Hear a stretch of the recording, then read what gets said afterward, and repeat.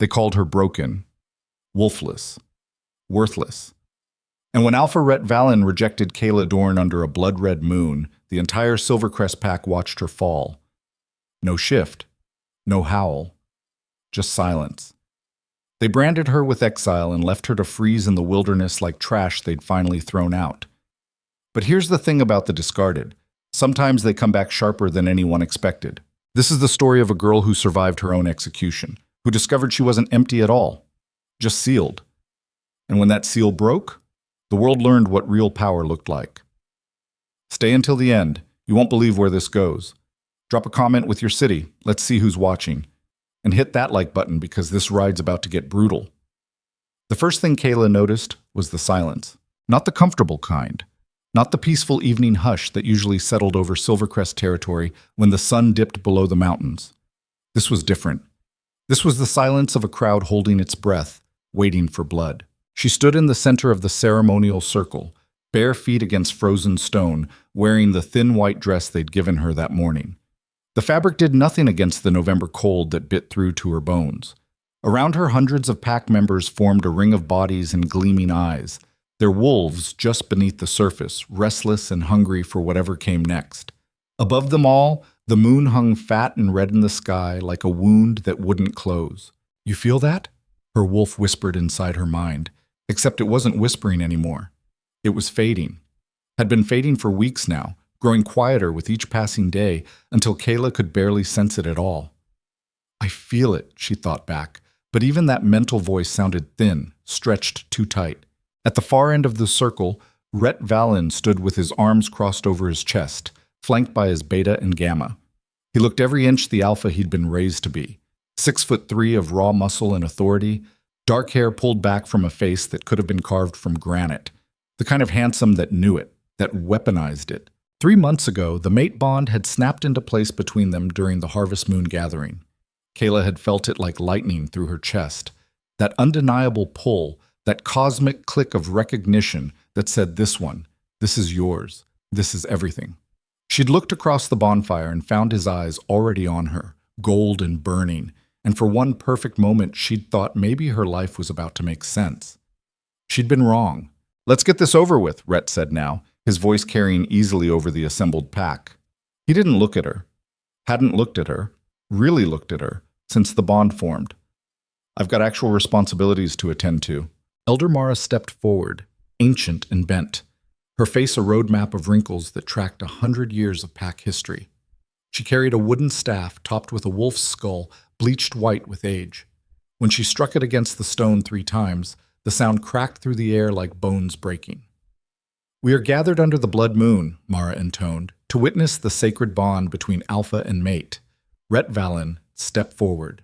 Rhett moved with the fluid grace of a born predator, closing the distance between them until he stood close enough that Kaela could smell him, pine and smoke, and something underneath that her wolf should have been going crazy for. Should have been. But the silence in her head only grew louder. "Kaela Dorn," Mara continued, turning those milky eyes toward her. "Step forward." Kayla's legs trembled as she moved. Not from fear, or not just from fear, from cold. From the weakness that had been spreading through her body like frost for the past month. From the growing certainty that something was fundamentally wrong with her. "Do you accept this bond?" Mara asked Rhett. This was it. The moment where he'd say yes.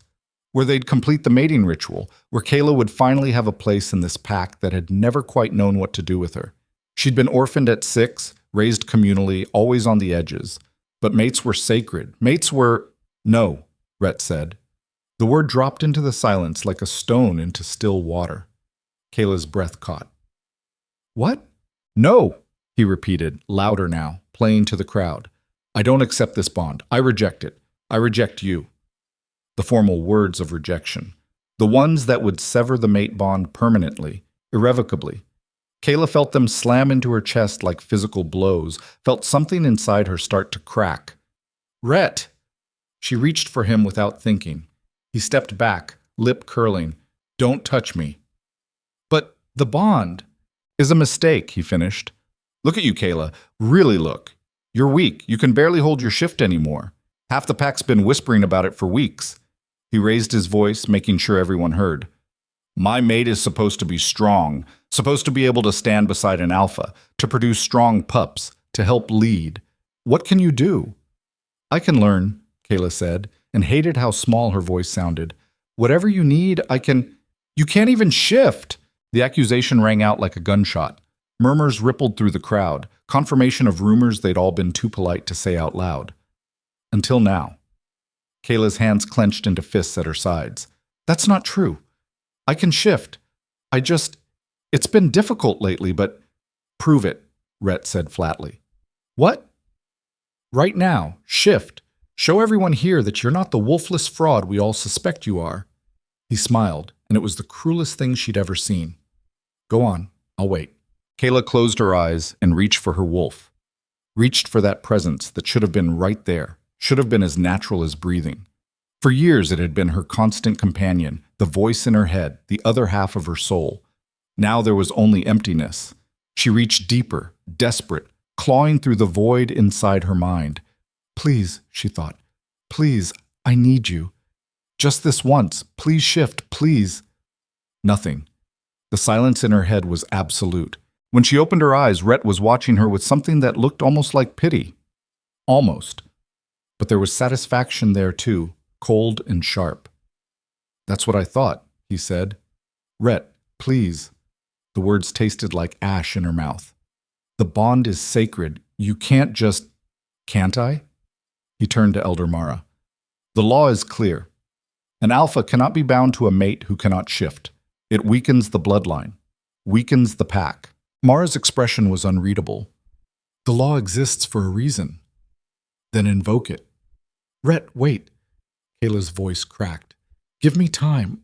Whatever's wrong with me, I can fix it. You can't fix being broken, Rhett said, and the finality in his voice made something in Kayla's chest splinter. Some things are just fundamentally flawed. Some wolves are born wrong, and I won't chain myself to a mistake for the rest of my life. He turned to face the assembled pack, his voice rising with theatrical flair. I, Rhett Valen, Alpha of the Silvercrest Pack, formally reject Kaela Dorn as my mate. I sever this bond. I cast her from my side. I choose strength over weakness. The words activated something ancient, something woven into the very fabric of their existence. Kaela felt the mate bond, that golden thread she'd barely had time to acknowledge, begin to fray, begin to tear. No, she gasped. No, please. But it was already happening. The bond didn't break gently. It shattered, like glass exploding inside her chest, sending shrapnel through every nerve, every cell. Kayla's legs gave out and she hit the stone hard, knees cracking against the ground. The pain was beyond anything she'd ever experienced, beyond physical, beyond emotional. It was existential. The universe itself was telling her she was unwanted. And through it all, her wolf remained silent. She pressed her hands against the cold stone, gasping for air, her vision blurring with tears she refused to let fall. Not here, not in front of them all. Pathetics, someone muttered from the crowd. She didn't see who. Told you she was defective, another voice whispered. Omega trash. That last one made her flinch. Omega. The lowest rank. The weakest designation. It was what they'd always called her behind her back, what they'd always suspected. But hearing it said out loud, here, now, it carved something vital out of her. Elder Mara, Rhett said, all business now. According to pack law, a rejected mate who cannot shift must be exiled, Mara finished quietly. The word hung in the air like an execution sentence. Kayla's head snapped up. What? No, this is my home. I've lived here my entire life. You can't just... We can, Mara said, and there was genuine sorrow in those ancient eyes. And we must. The law is absolute. A wolf who cannot shift has no place in the pack. You endanger us all simply by existing here. That's insane. I'm not dangerous. I'm just... broken, Rhett supplied helpfully. Yeah, we've established that. Kaela turned to the crowd, searching for a single friendly face, a single person who might speak up for her. She found her old bunkmate Sarah in the third row, the girl she'd shared meals with for years. Sarah looked away. Found Thomas, who'd taught her to track when she was 12.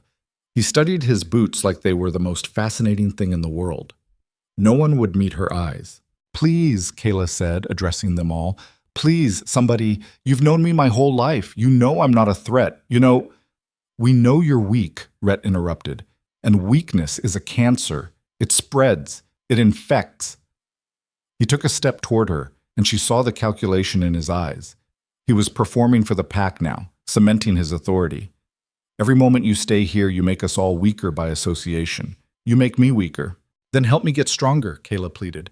"Give me a chance to—" "I gave you a chance," Rhett snarled. "The mate bond was your chance. The universe itself handed you an opportunity to be something more than the orphan nobody wanted, and you couldn't even hold on to that." He leaned down, his voice dropping to something only she could hear.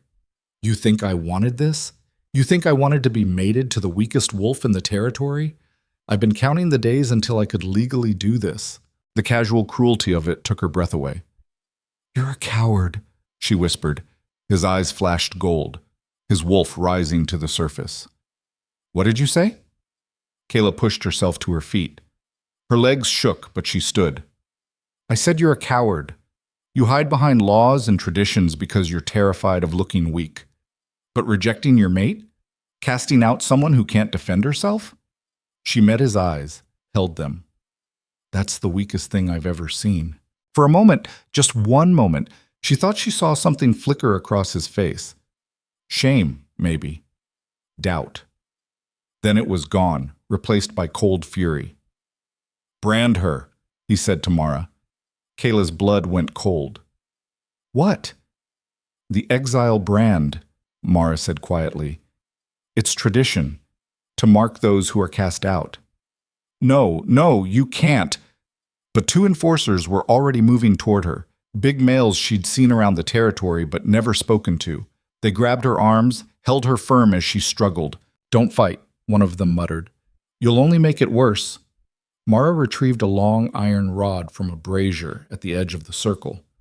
The tip glowed red-hot, shaped into the symbol of a broken circle, the mark of exile.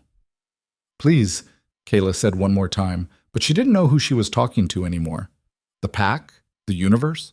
Her absent wolf? No one answered. The iron touched her left shoulder and the world became fire. Kaela screamed, couldn't help it, couldn't stop it, as the brand seared through skin and muscle. The smell of burning flesh filled her nose. The pain was absolute, all-consuming, turning her vision white. When it was done, the enforcers released her and she collapsed again, clutching her shoulder, feeling the raised burn tissue already forming. The mark would be permanent, visible, a walking advertisement of her failure. "Kaela Dorn," Elder Mara announced, her voice heavy with ritual. "You are hereby exiled from the Silvercrest Pack. You will leave this territory before dawn. You will not return on pain of death. You are cast out. You are alone. May the moon have mercy on your soul." "Because we won't," Rhett added, turning away from her like she'd already ceased to exist. The pack began to disperse, conversation starting up, life moving on. Just like that. As if nothing monumental had just happened. As if they hadn't just destroyed someone's entire existence. Kaela knelt in the center of the circle, alone under the blood-red moon, clutching her branded shoulder as tears finally spilled down her cheeks. Somewhere deep inside, in the vast emptiness where her wolf should have been, she felt something flicker. Just for a second, like a candle flame in the dark. Then it was gone. Mbos. They gave her an hour to gather her things. The small room she'd shared with 3 other unmated females felt foreign now, like a place she'd visited in a dream once. Her bunkmates weren't there, probably at the celebration that was already starting in the main hall. Because of course there would be a celebration. Their alpha had proven his strength by casting out the weakness. That called for drinks. Kaela moved mechanically, shoving clothes into a worn backpack. A jacket, 2 pairs of socks. The hunting knife her foster father had given her before he died. Not much. She'd never had much. "I'm sorry." The voice made her jump. She turned to find Sarah standing in the doorway, wringing her hands. "Are you?" Kaela asked flatly. "I wanted to say something. In the circle. I wanted to—" Sarah's voice broke. "But Rhett would have what? Rejected you too?" Kaela zipped her backpack with more force than necessary. You're not my mate, Sarah. You would have been fine. You don't know that. I know you didn't even try. Kaela slung the backpack over her uninjured shoulder, wincing as the strap pressed against the brand. I know none of you tried. Sarah's eyes filled with tears. What was I supposed to do? Be brave, Kaela said simply. Be anything other than another face in the crowd watching me burn. She pushed past Sarah, heading for the door. Where will you go? Kaela stopped. It was a good question. She had no family, no pack, no allies beyond the territory. The wilderness stretched for hundreds of miles in every direction. Frozen forest and hostile terrain. Other pack territories where she'd be killed on sight as a rogue. Human towns where a lone wolf would be vulnerable, exposed. Wherever the hell away from here is, she said. She didn't look back. The walk through the pack grounds was a gauntlet of stares and whispers. Windows lit up with warm light, families gathering for dinner, the sounds of normal life continuing all around her. A few people watched her pass with open curiosity. Most ignored her entirely. She was already erased, already gone. The gate stood at the northern edge of the territory, a massive wooden structure reinforced with iron. 2 guards flanked it, young males she vaguely recognized. They watched her approach with the careful neutrality of people who'd been given orders. Open it, Kaela said. The taller one hesitated. You know what's out there, right? It's not just wilderness. There are rogues, feral packs, things worse than wolves. Better than what's in here, Kaela said. He flinched at that, but pulled the lever. The gate groaned open, revealing a path that led into darkness, the forest thick and impenetrable beyond the tree line. Kaela stepped through. Hey, the other guard called. She turned. He looked young, maybe 19, and there was something like sympathy in his face. There's a cabin, about 20 miles northwest, old hunting shelter. It's abandoned, but it's got 4 walls and a roof. If you can make it that far. It was more kindness than anyone else had shown her all night. Thank you, Kaela said quietly. Then the gate closed behind her with a finality that echoed through her bones. She stood on the other side, backpack cutting into her shoulder, brand throbbing with every heartbeat, and stared into the dark forest. Snow had started to fall, light flurries that caught in her hair and melted against her skin. 20 miles, northwest. She could do that. She had to do that. Because the alternative was lying down and dying. And despite everything, despite the rejection, the exile, the pain, something stubborn and furious inside her refused to quit. You're not broken, that something whispered. You're waiting. Kaela didn't know what that meant, but she started walking anyway. Towns. The cold hit her about 3 miles in. Real cold. The kind that sank teeth into your bones and refused to let go. Kaela's thin jacket was designed for autumn, not late November in the mountains. Her breath came out in white clouds that dissipated almost immediately. Her fingers were already numb. She tried to shift, tried to let her wolf out because the fur would help. The increased body heat would help. Everything would be so much easier if she could just... Nothing. The emptiness inside her was complete. Come on, she muttered through chattering teeth. Come on, you stubborn bitch. I need you. But her wolf was gone. Had been gone for weeks now, fading a little more each day until there was nothing left but silence. Kaela kept walking because stopping meant freezing to death. The forest pressed in around her, thick pines blocking out most of the moonlight. Snow crunched under her boots. Somewhere in the distance, an owl called out, a lonely sound that seemed to echo her isolation. 5 miles. 10. Her legs were screaming. The brand on her shoulder felt like it was burning all over again, hot and vicious. She'd lost feeling in her toes an hour ago, 15 miles. She stumbled over a root she didn't see, went down hard, tasted blood where she'd bitten her tongue. For a long moment, she just lay there in the snow, staring up at the patches of sky visible through the canopy. Get up, the stubborn thing inside her demanded. Why? She asked out loud. Why should I? Because you're not done yet. I think I am. You're not. Kaela closed her eyes. It would be so easy to just stop, to let the cold take her, to fall asleep right here and never wake up. They'd find her body in the spring when the snow melted. Would anyone even care? Would Rhett feel guilty? The thought of him finding out she'd died, of him going on with his perfect alpha life without a single moment of remorse, sent a spike of fury through her chest so hot it burned away the cold for a second. "Fuck that," she muttered. She pushed herself up. Her hands were shaking so hard she could barely grip her backpack. But she stood. She oriented herself northwest by the stars she could glimpse through the trees. And she walked. The cabin appeared like a miracle 2 hours later. It was small, barely more than 4 walls and a roof like the guard had promised. But it was shelter. It was something. Kaela stumbled through the door and collapsed onto the floor inside. The interior was freezing. No fireplace, no heat source. But it blocked the wind. It was enough. She pulled her knees to her chest and wrapped her arms around herself, shaking violently. Her brand throbbed in time with her heartbeat. Her fingers were white. Her lips were probably blue. "You made it," the stubborn thing whispered. "For what?" Kaela asked the empty cabin. "To die here instead of there." No answer. She closed her eyes and let herself drift into something that wasn't quite sleep, wasn't quite unconsciousness. Just a gray space where nothing hurt quite as badly. The sound of footsteps jolted her awake. Kayla's eyes snapped open. Daylight filtered through gaps in the cabin walls. She'd survived the night. But now there were voices outside, male voices, getting closer. "Saw smoke from a mile out." "There's no smoke, you idiot. This place has been dead for months." "I'm telling you, something's here." Kaela scrambled to her feet, ignoring the protest of muscles that had frozen overnight. She pressed herself against the wall next to the door, hunting knife in her numb hands. The door crashed open. 3 males entered. Not pack wolves, she could tell immediately. Rogues.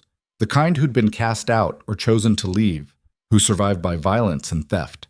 They dressed in mismatched leather and carried weapons that had seen heavy use. The first one spotted her immediately. "Well, well," he said, grinning to reveal missing teeth. "What do we have here?" Kaela raised the knife. "Get out!" He laughed. All 3 of them laughed. "You hear that, boys? She's giving us orders." The second one circled to her left. "Your pack. I can smell it on you." His eyes found the brand on her shoulder. "Or you were. Exile, huh? What'd you do? Fuck the wrong alpha."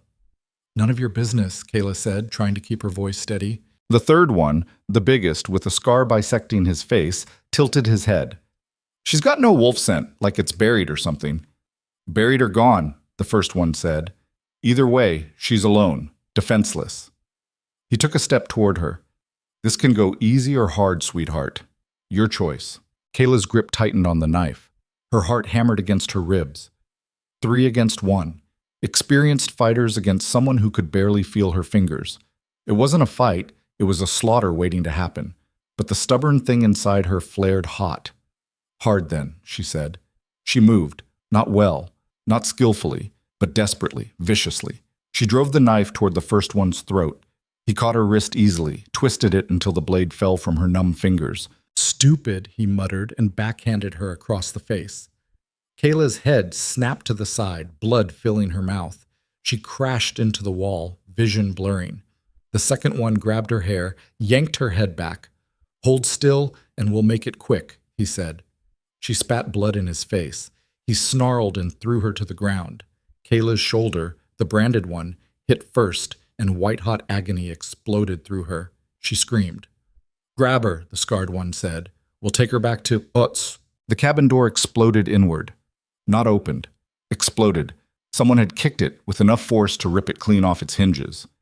Kaela looked up through tears of pain to see a figure backlit by morning sun. Tall, broad-shouldered, moving with lethal precision. He flowed into the room like smoke, like death in human form. The first rogue didn't even have time to draw a weapon before the newcomer's hand closed around his throat and slammed him into the wall hard enough to crack the wood.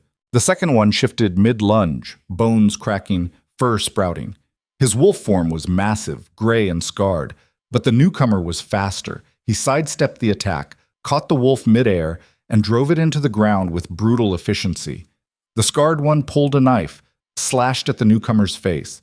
The blade connected, drawing blood across his cheek, but the newcomer didn't even flinch. He caught the scarred rogue's wrist, twisted until something snapped with a wet crunch. The scream filled his cabin. "Run," the newcomer said quietly. The scarred one ran, cradling his broken wrist. The second one limped after him, shifting back to human. The first one stayed on the ground, unconscious or dead. Kaela couldn't tell. Then the newcomer turned to her. He was in his early 30s, maybe, with dark hair pulled back in a knot and eyes the color of steel. The cut on his cheek was already healing, fast shifter metabolism. He wore black tactical gear that spoke of military precision, and when he moved, it was with the controlled violence of someone who knew exactly how dangerous he was. "You're bleeding," he said. Kaela pressed her hand to her mouth, came away with blood. "I'm fine." "You're not." He crouched in front of her, careful not to touch, careful not to crowd. "That brand is fresh. Couple days old at most." "1 day," Kaela corrected. His eyebrows rose fractionally. "You've been out here for 1 day and you've already run into rogues? That's impressive luck." "Not the word I'd use." "Fair." He stood, offered a hand. "Can you walk?" Kaela ignored the hand and pushed herself up on her own. Her legs shook but held. "I can manage." "Stubborn," he observed. "Surviving." Something that might have been approval flickered across his face. "I'm Darius." "Don't care." "You should. I just saved your life." "I didn't ask you to," Kaela said, locating her knife and shoving it back into her belt. "And I don't owe you anything." Darius studied her for a long moment. "Silvercrest territory is 30 miles south. You planning to head back?" "Never." "Then where?" "Wherever isn't there." "That's not a plan." "It's what I've got." Kaela grabbed her backpack, wincing as the strap hit her brand.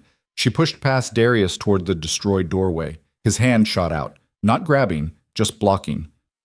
"You won't last a week alone out here." "Not your problem." "I'm making it my problem." Kaela met his eyes, saw no pity there, just calculation, assessment, like he was measuring her for something. "Why?" "Because you're interesting," Darius said simply. "A pack wolf who can't shift, exiled and branded, but still breathing, still fighting. That's rare. That's damaged. Same thing sometimes." He lowered his hand. "I run a settlement about 40 miles east, rogues, exiles, people who don't fit anywhere else. We survive by being useful to each other. You want to last longer than a week? Come with me." "And if I say no?" "Then I leave, and you freeze to death or get torn apart by the next group that finds you. Your choice." Kaela wanted to tell him to fuck off, wanted to walk out that door and prove she could survive on her own. But the stubborn thing inside her was also practical, and it recognized the truth when it heard it. She wouldn't last alone. "What's the catch?" she asked. "You work. Everyone works. No dead weight. I can work." "Can you fight?" "I'm learning." Darius smiled, a thin, sharp thing. "Then you'll fit right in." He turned toward the door, then paused. "One more thing. That emptiness inside you? Where your wolf should be?" Kaela's breath caught. "How did you—" "I've seen it before. Rare, but not unheard of." He glanced back at her, and his eyes held knowledge that made her skin prickle. "You're not broken, Kaela Dorn. You're sealed, and something tells me you're going to be very interesting when whatever's holding you back finally breaks." Then he walked out into the snow, leaving Kaela standing in the destroyed cabin with those words echoing through her head. Sealed. Not broken. Sealed. She looked down at her hands, still trembling, still weak, but underneath the weakness, underneath the cold and the pain and the rejection, something flickered, just for a second, like a heartbeat in the dark. Kaela shouldered her backpack and followed Darius into the forest, leaving the cabin and her old life behind. She had no idea what waited ahead, but for the first time since her wolf had gone silent, she felt something other than emptiness. She felt possibility. And in the wilderness, with winter closing in and nowhere to go but forward, that was enough. The settlement appeared through the trees like a scar on the landscape. Kaela had been walking for 3 days. 3 days of following Darius through frozen wilderness, sleeping in makeshift camps, eating dried meat that tasted like leather. 3 days of silence broken only by the crunch of snow and the occasional instruction about where to step, what to avoid. Now she stood at the edge of a clearing and stared at what would either be her salvation or her grave. It wasn't a pack territory, not in any traditional sense. There were no ceremonial grounds, no elder halls, no hierarchy visible in the architecture. Instead, It was a cluster of buildings that looked like they'd been assembled from scavenged parts. Shipping containers welded together, wooden structures reinforced with metal, everything functional and brutal and temporary. Like whoever built this place knew they might have to abandon it at a moment's notice. Smoke rose from several chimneys. Figures moved between buildings. Maybe 40 people total. And the energy was different. Wrong. Like static electricity in the air before a storm. These weren't pack wolves living in harmony. These were predators who'd learned to coexist out of necessity. Darius stopped at the tree line. He'd barely spoken to her the entire journey, but now he turned and fixed her with those steel-gray eyes. "Last chance to turn back," he said. Kaela looked behind her at the endless forest, then back at the settlement. "To what?" "Fair point." He started walking again. "Stay close. Don't make eye contact with anyone. Don't speak unless spoken to. And whatever you do, don't show weakness." "Thought you said everyone here was exiled. Broken." "We are." "That's exactly why you don't show weakness." Darius's voice was flat, matter of fact. Pack wolves have rules, hierarchies, traditions to keep them from tearing each other apart. We don't. We have survival. And the moment someone thinks you're too weak to pull your weight... He didn't finish the sentence. Didn't need to.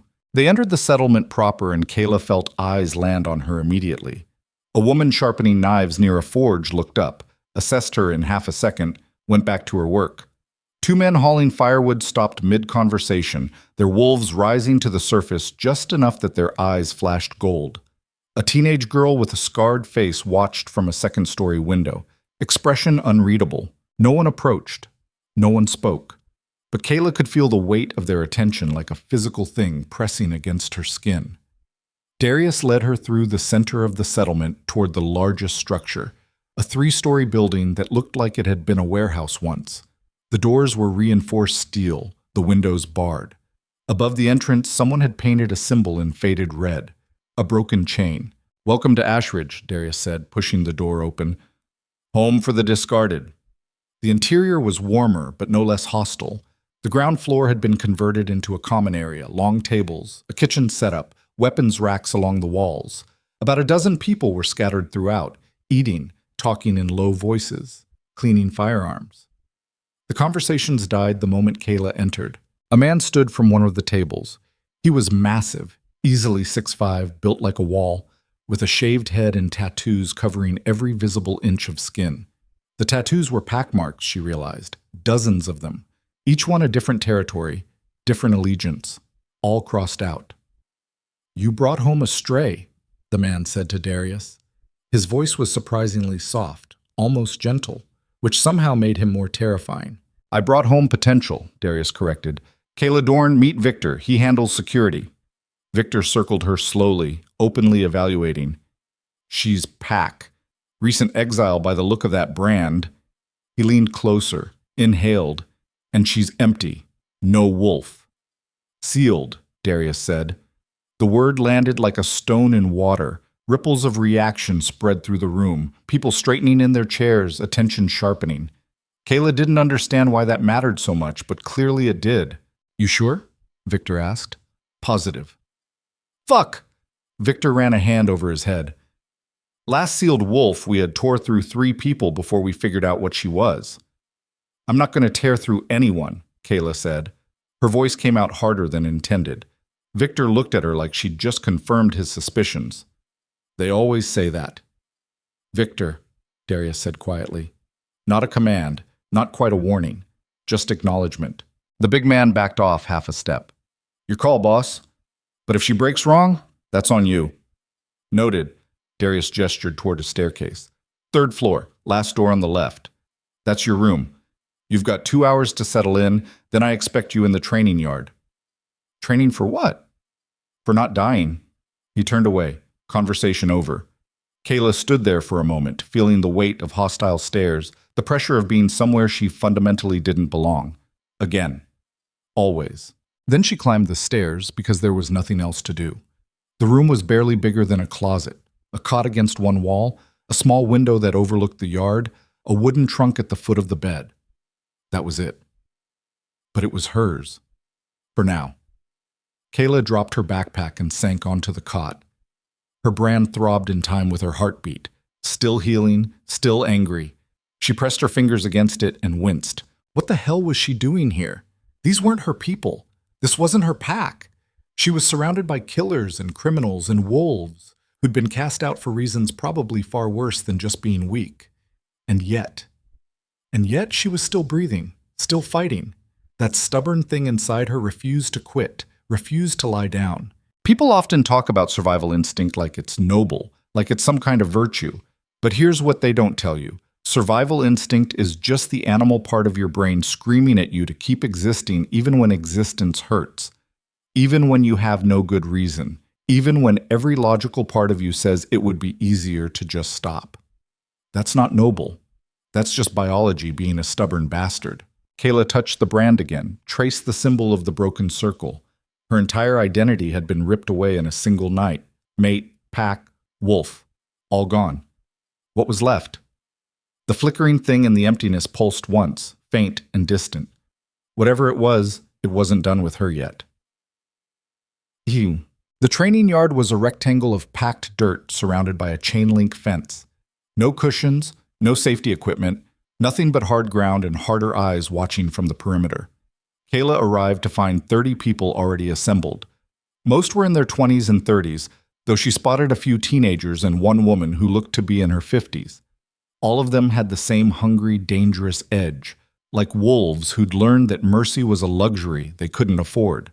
Darius stood in the center of the yard, arms crossed. Victor loomed beside him, and on Darius's other side was a woman Kaela hadn't seen before. She was maybe 40, lean and scarred, with close-cropped silver hair and eyes that had seen too much. "This is Maya," Darius said as Kaela approached. "She runs combat training." Maya looked Kaela up and down with clinical disinterest. "You know how to fight?" Some means no." Maya's voice had a rasp to it, like she'd screamed herself hoarse once and never fully recovered. "Strip the jacket. Let's see what we're working with." Kaela hesitated. Her brand was visible beneath the thin shirt she wore, advertising her exile, her shame, her failure. "Now," Maya added. "Not harsh, just firm." Kaela shrugged off the jacket. The crowd murmured, seeing the mark, seeing what she was. "Fresh exile," someone muttered. "Bet she can't even throw a punch." 2 weeks before she's dead," another voice predicted. Maya ignored them. She circled Kaela, professional and detached. "You've got muscle tone, but no bulk. Fast twitch fibers suggest speed over power. Stance is defensive. You've been taught to protect, not attack." She stopped in front of Kaela. "In your pack, what was your role?" "Tracker, sometimes hunter." "So you ran from fights." "I avoided unnecessary confrontation." "Same thing." Maya gestured to the center of the yard. "Here, running gets you killed. Fighting gets you killed slower. We're going to teach you to fight." "Why?" Kaela asked. "What's in it for you?" "Smart question." Darius stepped forward. "Here's how Ashridge works. You contribute or you leave. We don't carry dead weight. Combat training isn't just about fighting. It's about proving you can survive, that you're worth the resources we spend keeping you alive. And if I can't prove it, then you're not worth those resources." The casual brutality of it landed like a slap. But Kaela understood it. This wasn't a pack built on loyalty or tradition. This was a collective of survivors who'd learned that sentimentality got you killed. Brutal, yes, but at least it was honest. "Fine," Kaela said. "Train me." Maya smiled, thin and sharp as a blade. "Victor, get in the ring." The massive man stepped into the yard. He rolled his shoulders, cracked his neck, and the sound was like gunshots in the quiet. Several people in the crowd grinned. They knew what was coming. Kaela's stomach dropped. "Wait, you want me to fight him?" "No," Maya said. "I want you to survive him. Big difference." "This is insane. He's twice my size." 3 times on a good day," Victor agreed cheerfully. "Don't worry, I'll go easy." "Victor's definition of easy still puts most people in the medical bay," someone called out. Laughter rippled through the crowd. Kaela looked at Darius. "This is your training method? Throwing the new person to the wolves?" "You are the wolf," Darius said. "Or you were supposed to be. Let's see what's left." There was a lesson here about leadership. about the difference between building people up and breaking them down to see what remains. In traditional packs, alphas fostered strength through protection, through careful cultivation of each wolf's potential. But Darius wasn't building a pack. He was running a forge. And forges worked through heat and pressure and pain. The question was whether Kaela would emerge as tempered steel or broken slag. Rules are simple, Maya said. Stay on your feet for 3 minutes. That's it. You get knocked down, you get back up. You stay down for a 10 count, you fail. And if I fail? Then you learn what failure costs. Maya stepped back, raised her hand. Begin. Victor moved. For a big man, he was terrifyingly fast. One moment he was 10 feet away, the next his fist was driving toward Kaela's face. She threw herself sideways on pure instinct, felt the air displacement as his knuckles passed inches from her nose. She stumbled, caught her balance, tried to create distance. Victor closed the gap before she'd taken 2 steps. A sweep kick took her legs out from under her, and suddenly the ground was rushing up to meet her back. She hit hard. Air exploded from her lungs. 1. Maya started counting. Kaela rolled, gasped for breath, pushed herself up on trembling arms. Her shoulder, the branded one, screamed in protest. 3! She made it to her feet at 5. Victor was waiting, patient as death. You're thinking too much. Faster. He came at her again. This time Kaela tried to block, got her arms up, braced for impact. His fist hit her guard like a battering ram and she flew backward, crashed into the fence. The chain link rattled, bit into her back. 1! The crowd was jeering now, laughing, taking bets on how long she'd last. Kaela's vision blurred. Pain radiated from a dozen points of impact. Every instinct screamed at her to stay down, to curl up and protect her vital organs. The stubborn thing inside her burned hotter. She stood at 4. Better, Victor said, and came at her again. The next 2 minutes were a nightmare of fists and feet, and hitting the ground so many times she lost count. Victor wasn't trying to hurt her, not really. He was testing her, finding her limits, breaking her down to the essential question, will you quit? Kaela tasted blood, felt her ribs protest with every breath, knew she was collecting bruises that would last weeks, and she kept getting up. 30 seconds left. Victor feinted left, went right, caught her with an elbow to the jaw that made stars explode across her vision. She went down again, world spinning, tasting copper and defeat. 1! Get up, the stubborn thing whispered. 3! Her body refused. Too much damage, too much pain. 5! In the emptiness where her wolf should have been, something flickered.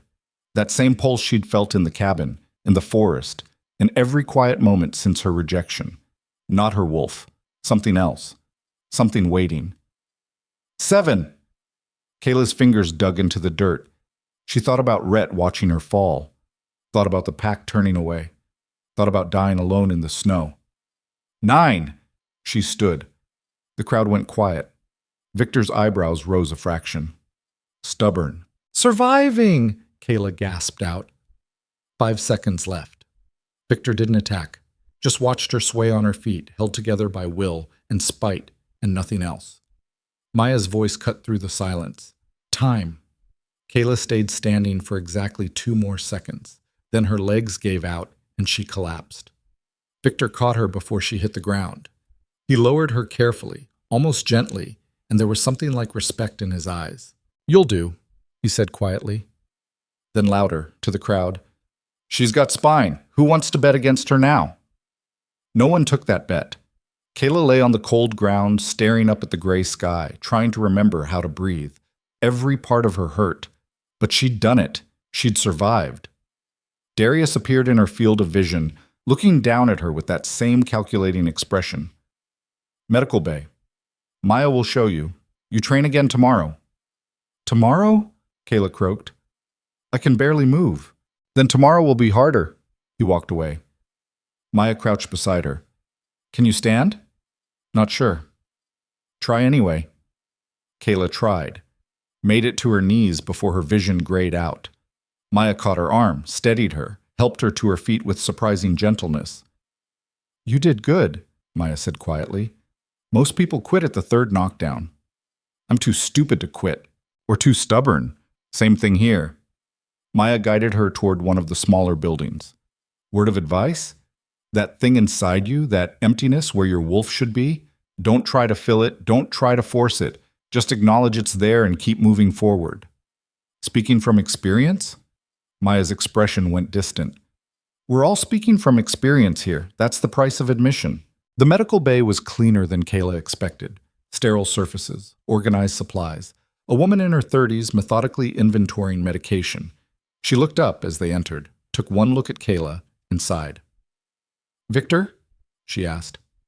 Victor, Maya confirmed. He needs to stop using new arrivals as punching bags. Take it up with Darius. Maya helped Kaela onto an examination table. This is Dr. Sarah Chen. She'll patch you up. Sarah was already pulling on gloves, gathering supplies. Anything broken? Just my dignity, Kaela muttered. That's not covered under medical care. But Sarah's tone was almost warm.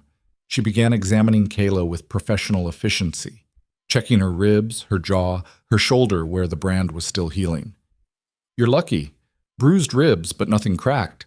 Mild concussion, probably. The brand looks clean. No infection. She paused at Kayla's shoulder, studying the mark more closely. Silvercrest? Kaela stiffened. How did you... I know their brand work. Used to be a pack doctor before. Sarah trailed off, then shook her head. Doesn't matter. Hold still. She applied antiseptic that burned like fire, then began wrapping Kayla's ribs. Her hands were gentle, but her expression stayed professional, distant. Why are you here? Kaela asked. You're a doctor. You could work anywhere. Could I? Sarah's smile was bitter.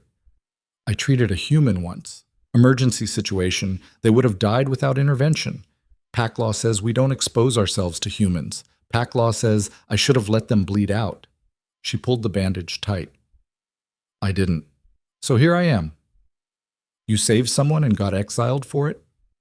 Compassion is a weakness when it goes against the rules. Sarah handed her a bottle of pills. Painkillers. 2 every 6 hours. They'll make you drowsy. Can't afford to be drowsy here. Then don't take them. Suffer in silence. Your choice. Sarah turned away, started cleaning her instruments. Conversation over. Maya was waiting outside the medical bay. She walked Kaela back to the main building in silence, only speaking when they reached the stairs. Dinner is at 6. You'll want to eat, even if you don't feel like it. Training burns calories you can't afford to lose. Thanks, Kaela said. Don't thank me. I'm not being kind. I'm being practical. Maya started to walk away, then paused. One more thing. The sealed wolf situation, that makes you valuable. Rare. But it also makes you dangerous. People here will be watching to see which way you break. Some will bet on you. Others will bet against you. And a few will try to break you themselves just to see what happens. What should I do about that? Break them first. Maya disappeared into the growing darkness. Kaela climbed the stairs to her room, every step an exercise in agony.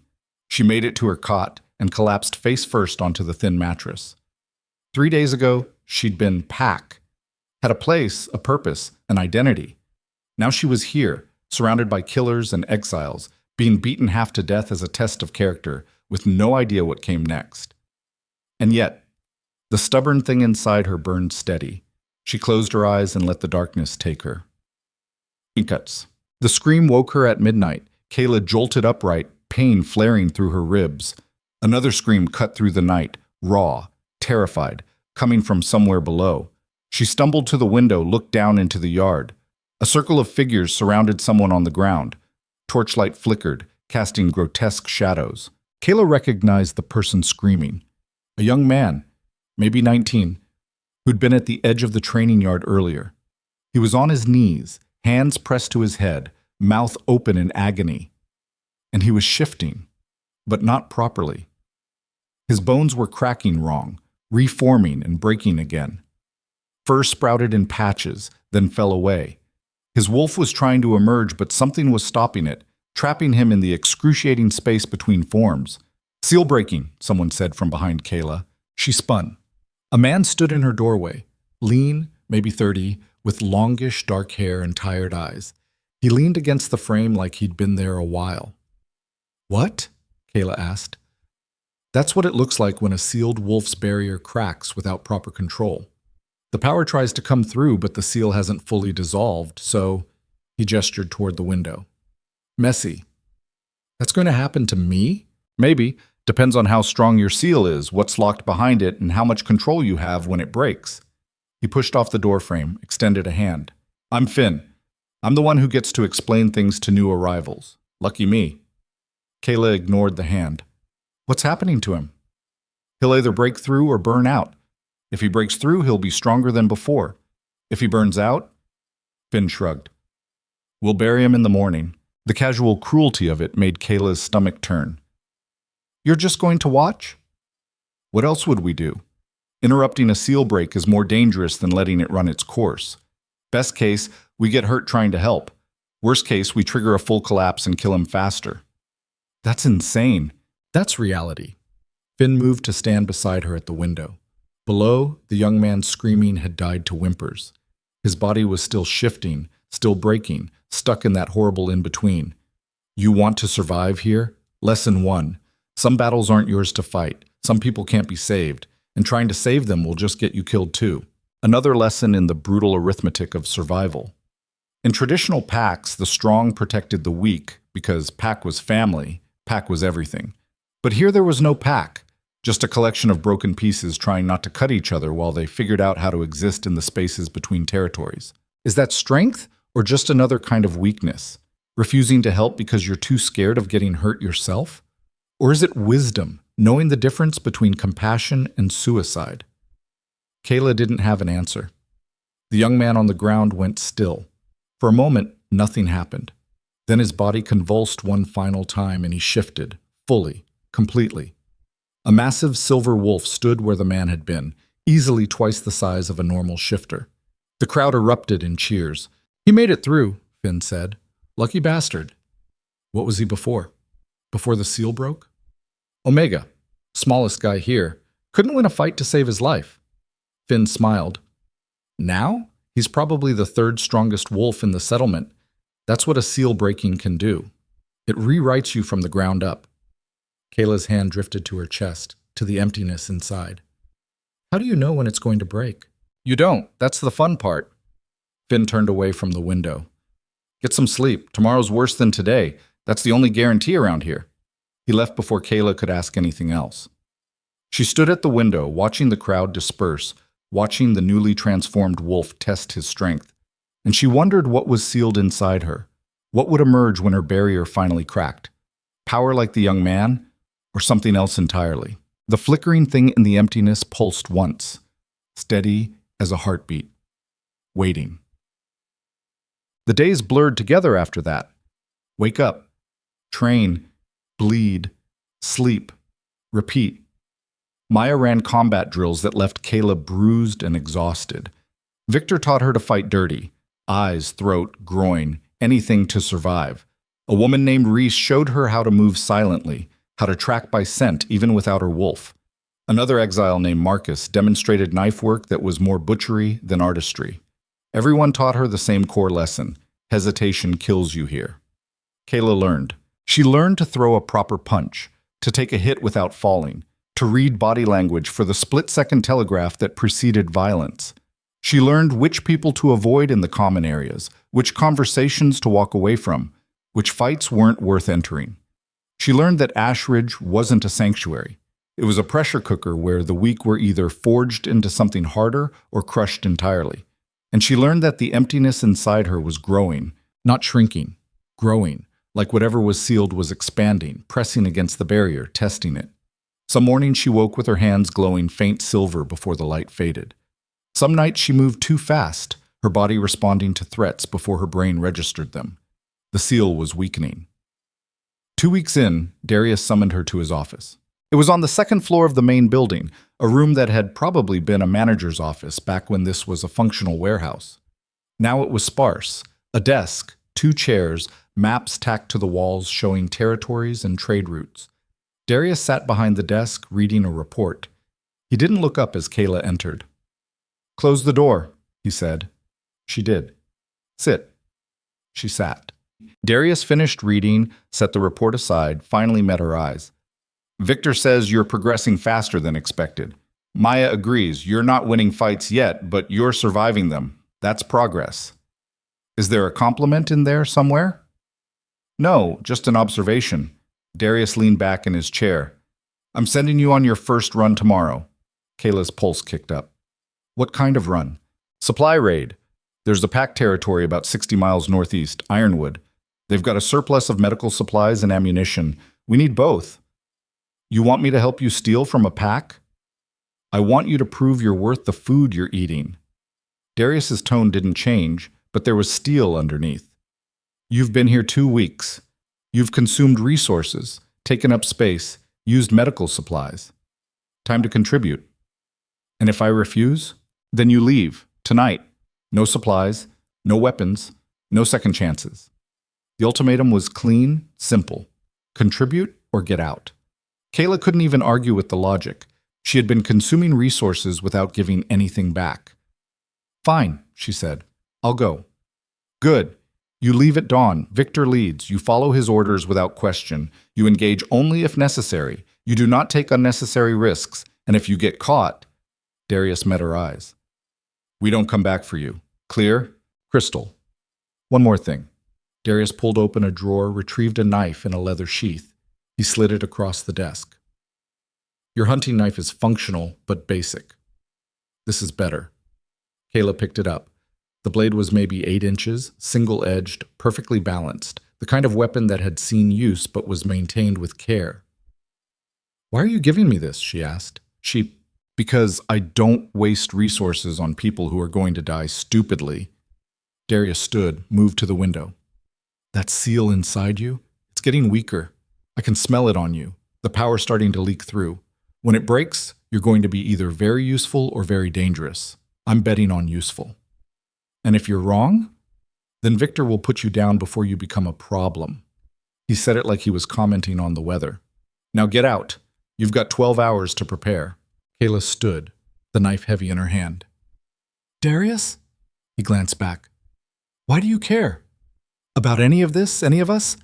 You could run this place like a tyrant, take everything for yourself. But you don't. Why? For a moment, something flickered across his face. Something that might have been pain, might have been regret. Then it was gone. Because I've seen what happens when exiles have nowhere to go, he said quietly. I've seen them go feral, lose themselves completely, become the monsters the packs always said they were. He turned back to the window. This place isn't mercy, it's prevention. Now get out. Kaela left.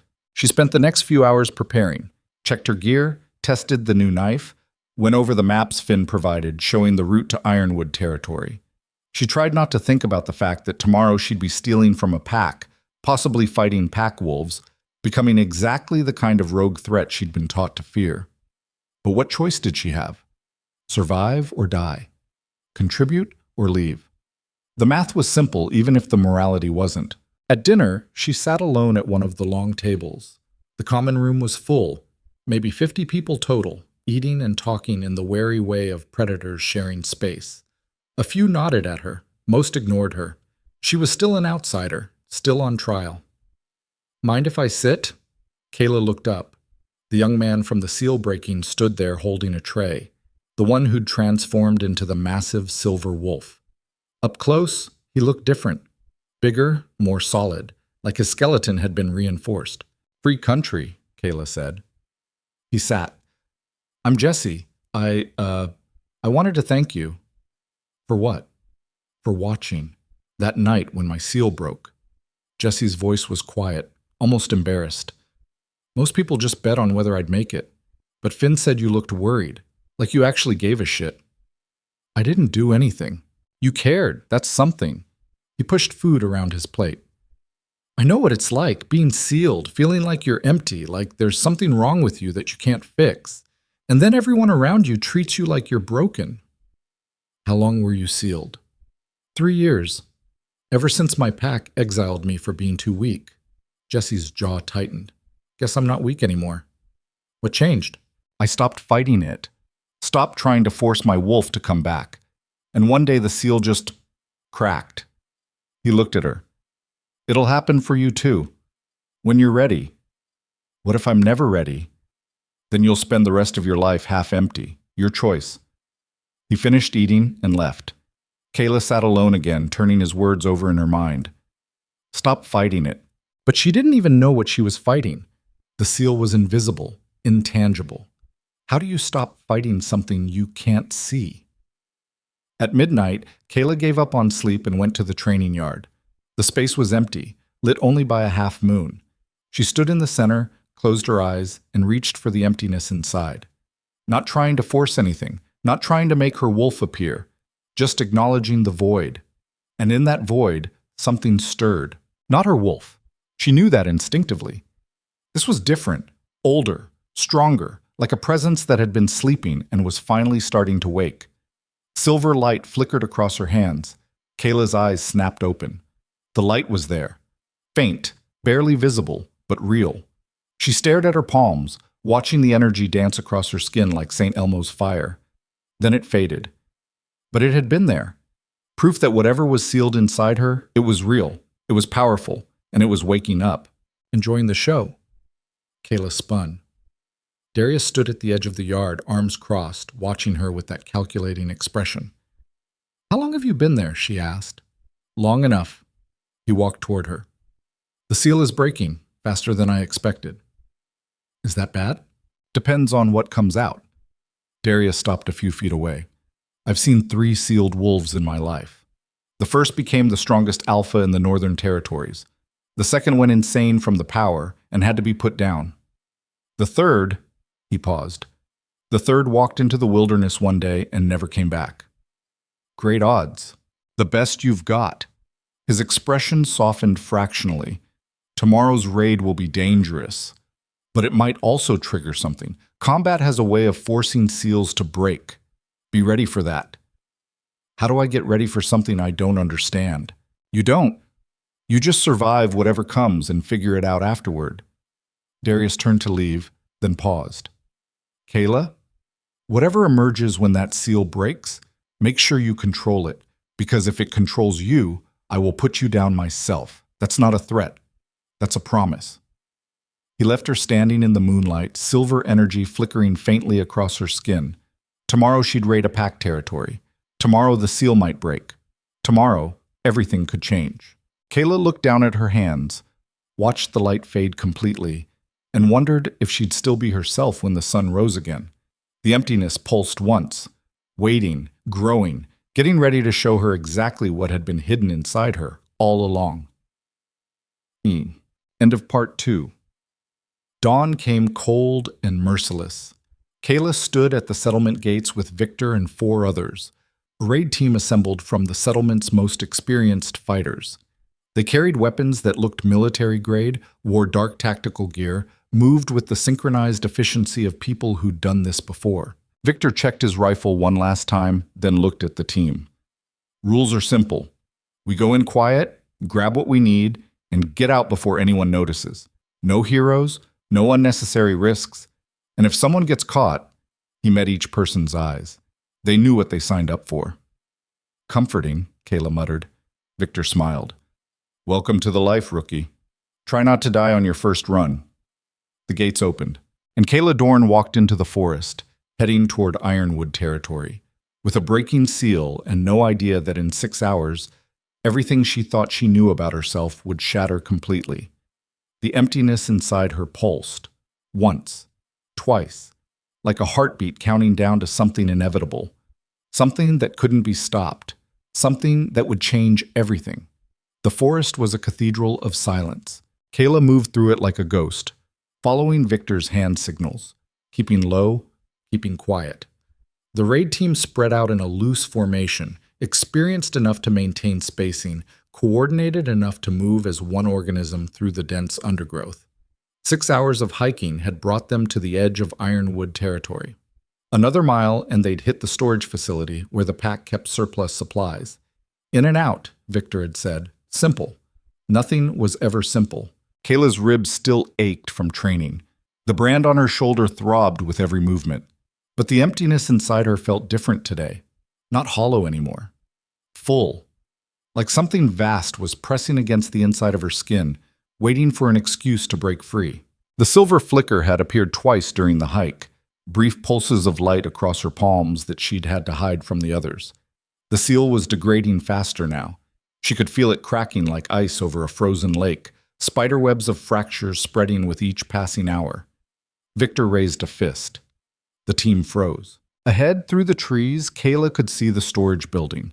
It was smaller than she'd expected, single story, concrete, no windows. 2 guards stood at the entrance, armed but relaxed. They weren't expecting trouble. Victor made a series of gestures. The team understood, Kaela didn't. She was still learning their silent language, still an outsider trying to fake fluency. One of the raiders, a woman named Alexis with a scar bisecting her lip, leaned close and whispered so quietly Kaela almost didn't hear. "You and Marcus take the back entrance. Wait for Victor's signal. We go in together." Marcus was already moving, a shadow slipping between trees. Kaela followed, trying to match his silence and failing. Every step felt too loud, too clumsy. Her wolf would have helped with this, would have sharpened her senses, steadied her movements. But her wolf was gone, and the thing replacing it didn't know how to be subtle yet. They reached the back of the building. A single door, reinforced but not guarded. Marcus produced a lockpick set and went to work with the casual expertise of someone who'd done this 100 times. The lock clicked. Marcus looked at her, put a finger to his lips. Message clear. From here on, even breathing was too loud. The door opened onto darkness. They slipped inside. The storage facility was organized into rows of metal shelving stacked with crates. Medical supplies on the left, ammunition on the right, miscellaneous items in the center. Enough resources to keep a pack of 200 fed and healthy for months. Kaela's stomach twisted. She was stealing from people who'd done nothing to her, people who were just trying to survive, same as Ashridge. But Ashridge needed these supplies, and she needed to prove she belonged somewhere. The brutal arithmetic of survival didn't care about morality. Victor appeared from the front entrance with Alexis and the other 2 raiders. He moved down the center aisle, scanning crates, making quick decisions about what to take. His team began loading backpacks with systematic efficiency, grabbing antibiotics, bandages, ammunition, anything portable and valuable. Kaela stood frozen, watching them work. "Move," Marcus hissed at her. "We've got maybe 10 minutes before patrol rotation." She moved, started loading her pack with medical supplies, trying not to think about the pack doctor who'd carefully organized these shelves, who'd inventoried everything, who'd be blamed when it all went missing. 5 minutes. The packs were getting heavy. 7 minutes. Victor signaled they had enough. 8 minutes. That's when the lights came on. Fluorescent bulbs blazed to life overhead, turning the dim storage facility into a stage lit for performance. And standing at the front entrance, blocking the only exit, were 20 Ironwood Pack warriors. At the center stood an alpha. Kaela knew it immediately, the same way she'd known Rhett was alpha. That undeniable presence, that weight of authority that made the air itself feel heavier. This one was older than Rhett, maybe 50, with silver threading through dark hair and scars tracking a lifetime of challenges. His name was Marcus Ironwood. Kaela had heard of him even in Silvercrest, a traditional alpha who ran his pack with iron discipline and zero tolerance for rogues. He looked at Victor like he was examining something particularly disgusting stuck to his boot. "Stealing from a pack?" Marcus said. His voice was deep, controlled, the kind of calm that preceded violence. "Bold, stupid, but bold." Victor's hand drifted toward his weapon, stopped when 6 rifles immediately tracked the movement. "Easy," Marcus said. "You reach for that gun and my people will paint the walls with you. I'd rather we talk first." "Nothing to talk about," Victor said flatly. "You caught us. Do what you're going to do." "Oh, I intend to." Marcus's eyes scanned the raid team, cataloging faces. They landed on Kaela and something shifted in his expression. Recognition. "That brand. Silvercrest exile mark. Recent too." Kaela said nothing. Marcus stepped closer. "I know Rhett Valen. Arrogant pup playing at being alpha. He exiled you, what, a month ago?" 3 weeks, Kaela heard herself say. "And now you're here stealing from my pack." Marcus tilted his head. "Tell me something, exile. Did you choose this? Or are these rogues using you as expendable labor?" The question landed harder than it should have, because it was a valid question. Had she chosen this? Or had Darius simply pointed her at a target and watched to see if she'd comply? "I chose it," she said. "Liar!" Marcus turned away from her, addressed Victor. "Here's what's going to happen. You're going to put down your weapons. You're going to empty those packs. And then we're going to have a conversation about why I shouldn't execute all of you right here." "And if we refuse," Victor asked, "then I stop being polite." The standoff stretched. 20 armed pack wolves against 6 raiders. The math was brutal and simple. Victor set down his rifle. The others followed suit. Alexis looked furious. Marcus looked resigned. The other 2 just looked scared. Kaela was the last to lower her weapon. The knife Darius had given her felt heavy in her hand, like it was begging her not to surrender it. She set it down anyway. "Smart," Marcus said. "Now the packs." They complied. Dumped the stolen supplies back onto the floor in messy piles. Months of planning, hours of hiking, minutes of loading, all gone. Marcus watched with that same clinical detachment. "You rogues are all the same. Think you can take what you want, live outside the rules, answer to no one. But here's the problem with that philosophy." He gestured and his warriors moved forward, surrounding the raid team. Eventually you run into people who do follow rules, who do believe in order. And then your little fantasy of freedom crashes into reality. "Spare us the lecture," Victor said. "No, I don't think I will." Marcus's voice hardened. "You know what rogues like you do? You make it harder for every exile trying to survive honestly. You confirm every prejudice, every fear. You're the reason packs shoot first and ask questions never when they find someone alone in the woods." There was something in his tone, not just anger, grief. Like this was personal. "You lost someone," Kaela said quietly. "To rogues." Marcus's eyes snapped to her. For a moment she saw past the alpha mask to the person underneath, someone who'd been hurt, badly. "My daughter," he said. 15 years old. She snuck beyond our borders to explore. Rogues found her. They didn't kill her quickly. The silence that followed was absolute. "I'm sorry," Kaela said, and meant it. "Your sympathy means nothing," but his voice had lost some of its edge. "You made a choice to join them, to become the thing that took her from me. So why should I show you any more mercy than they showed her?" It was a fair question, a brutal question, the kind that didn't have a good answer. "Because I'm not them," Kaela said. "I'm just trying to survive." "So was my daughter." Marcus made a gesture. His warriors raised their weapons. This was it. Execution. Death in a storage facility over stolen medical supplies. Not the ending Kaela had imagined when she'd fled Silvercrest, but maybe the one she deserved. The emptiness inside her surged. Not panic, not fear. Something else. Something that looked at 20 armed warriors and the certainty of death and said, "Not yet." Silver light exploded across Kaela's hands. Not a flicker this time. A blaze. Energy that burned cold and bright, crackling across her skin like lightning. The air around her shimmered, distorted, reality itself bending under the pressure of whatever was forcing its way through the seal. Everyone stepped back. "What the hell?" Marcus started. The seal shattered. Not cracked, not weakened, shattered completely. Like glass exploding inside Kaela's chest, sending shrapnel through every nerve, every cell. She screamed, couldn't help it, couldn't stop it, as power flooded into the empty space where her wolf should have been. But it wasn't her wolf. It was something older, stranger, vast beyond comprehension. Kaela's vision went white. When it cleared, the world looked different, sharper.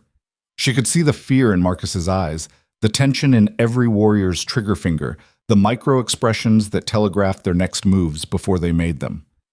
Time felt slower. Or maybe she was just processing faster. The energy continued to build. Her body couldn't contain it, didn't know how.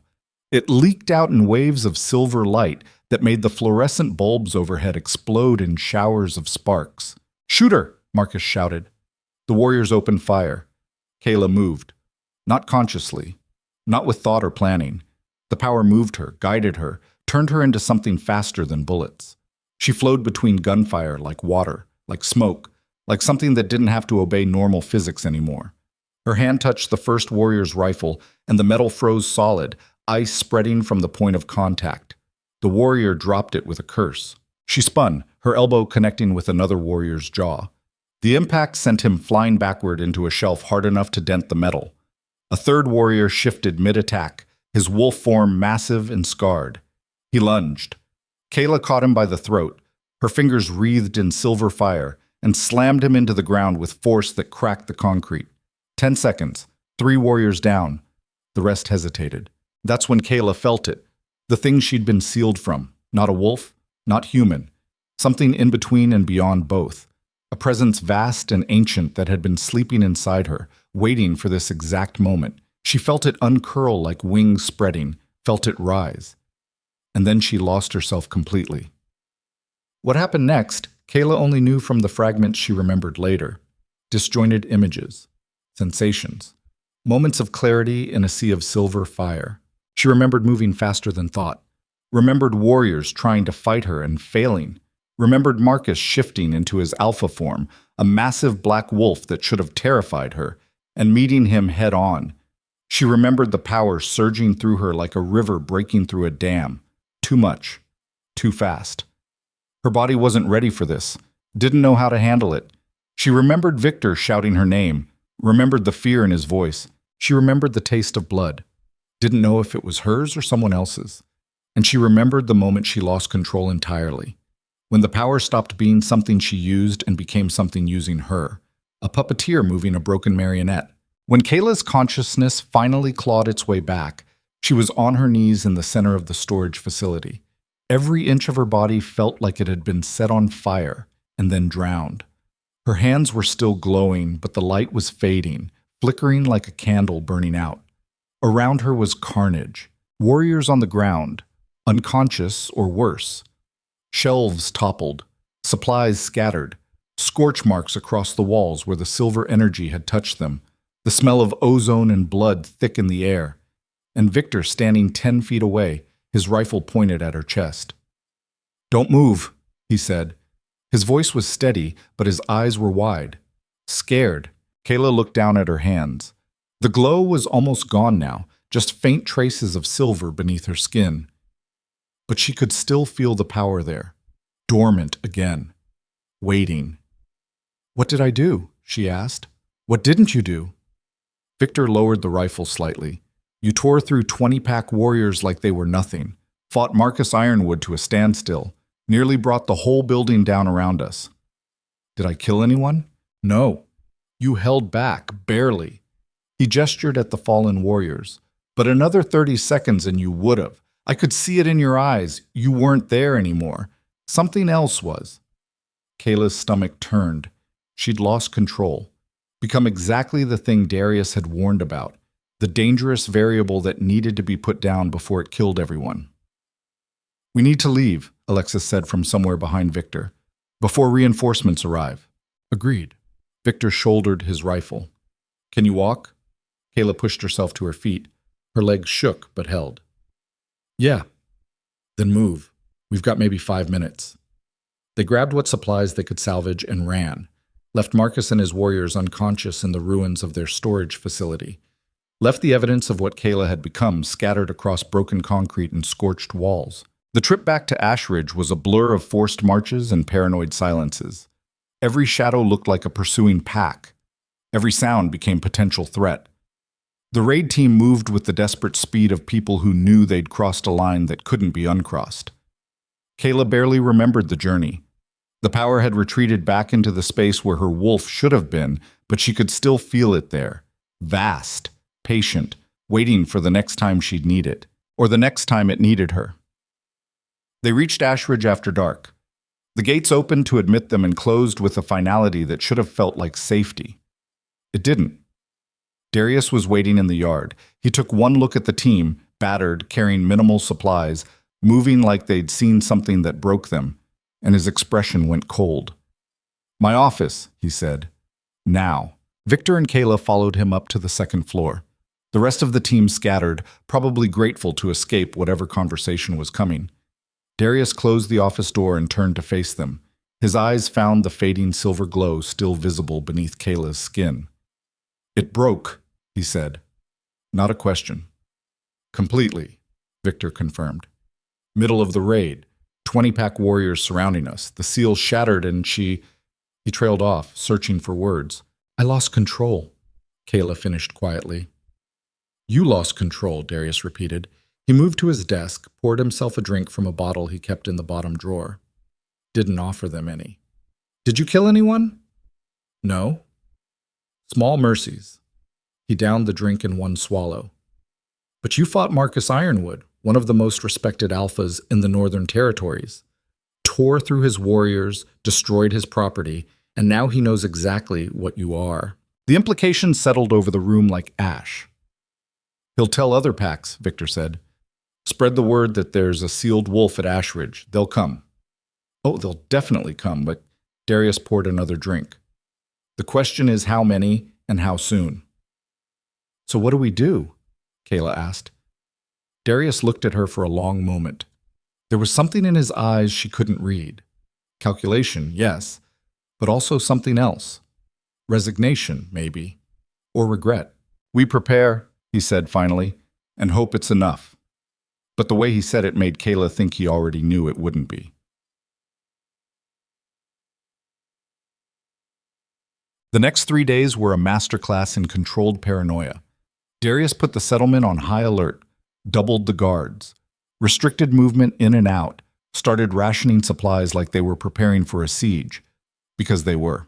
Kaela trained harder than ever. Maya pushed her through combat drills until she collapsed. Victor taught her to fight while channeling the power without losing herself to it. It was like learning to ride a wild horse. The energy wanted to run free, wanted to burn through everything in its path. Controlling it required constant pressure, constant attention. One slip and she'd lose herself again. On the second day, scouts reported movement in the forest. Pack wolves from 3 different territories, gathering at the edges of Ashridge's neutral zone. Not attacking yet, just watching, waiting. They're coordinating, Finn said during a strategy meeting in Darius's office. Probably arguing about who gets to move first, or trying to decide if it's worth the risk. It's worth the risk, Darius said flatly. A sealed wolf is rare enough that killing one would elevate the pack's status significantly, and if they capture her alive, He didn't finish the sentence, didn't need to. Kaela had heard the stories, what packs did to rogues they wanted to make examples of, the prolonged executions, the public displays. So we're just waiting for them to attack, she asked. We're buying time, hoping they hesitate long enough for us to prepare a defense or an escape route. Darius looked at her. This is your call, Kaela. You can stay and we fight together, or you can leave tonight and take the heat with you. It was the same choice he'd given her when she first arrived. Contribute or leave. Except now leaving meant drawing the pack's attention away from Ashridge, saving everyone here by sacrificing herself. The arithmetic of survival presented with brutal clarity. I'll stay, Kaela said. You sure? Because once the fighting starts, there's no changing your mind. I'm sure. Darius studied her for a moment longer, then nodded. All right, then we fortify and prepare for war. The meeting dissolved. Kaela started to leave, but Darius's voice stopped her. One more thing. She turned. When the packs come, and they will come, I need you to promise me something. Darius's expression was unreadable. If you lose control again, if the power takes over and you can't pull yourself back, I need you to trust that I'll do what's necessary. You mean kill me? I mean stop you before you hurt people who don't deserve it. The packs? They signed up for this fight. But the people here? They're just trying to survive. His voice dropped. Promise me you won't let it go that far. It was a promise to let him execute her if she became a threat. A promise to value other lives over her own. Kaela thought about the warriors she'd torn through at Ironwood. How easy it had been. How good the power had felt, how close she'd come to enjoying it. I promise, she said. Darius's shoulders relaxed fractionally. Good. Now get some rest. You're going to need it. But rest didn't come. Kaela lay on her cot, staring at the ceiling, feeling the power pulse beneath her skin. The seal was completely gone now. Nothing containing the energy except her own will. And will was a finite resource. How long could she hold it back?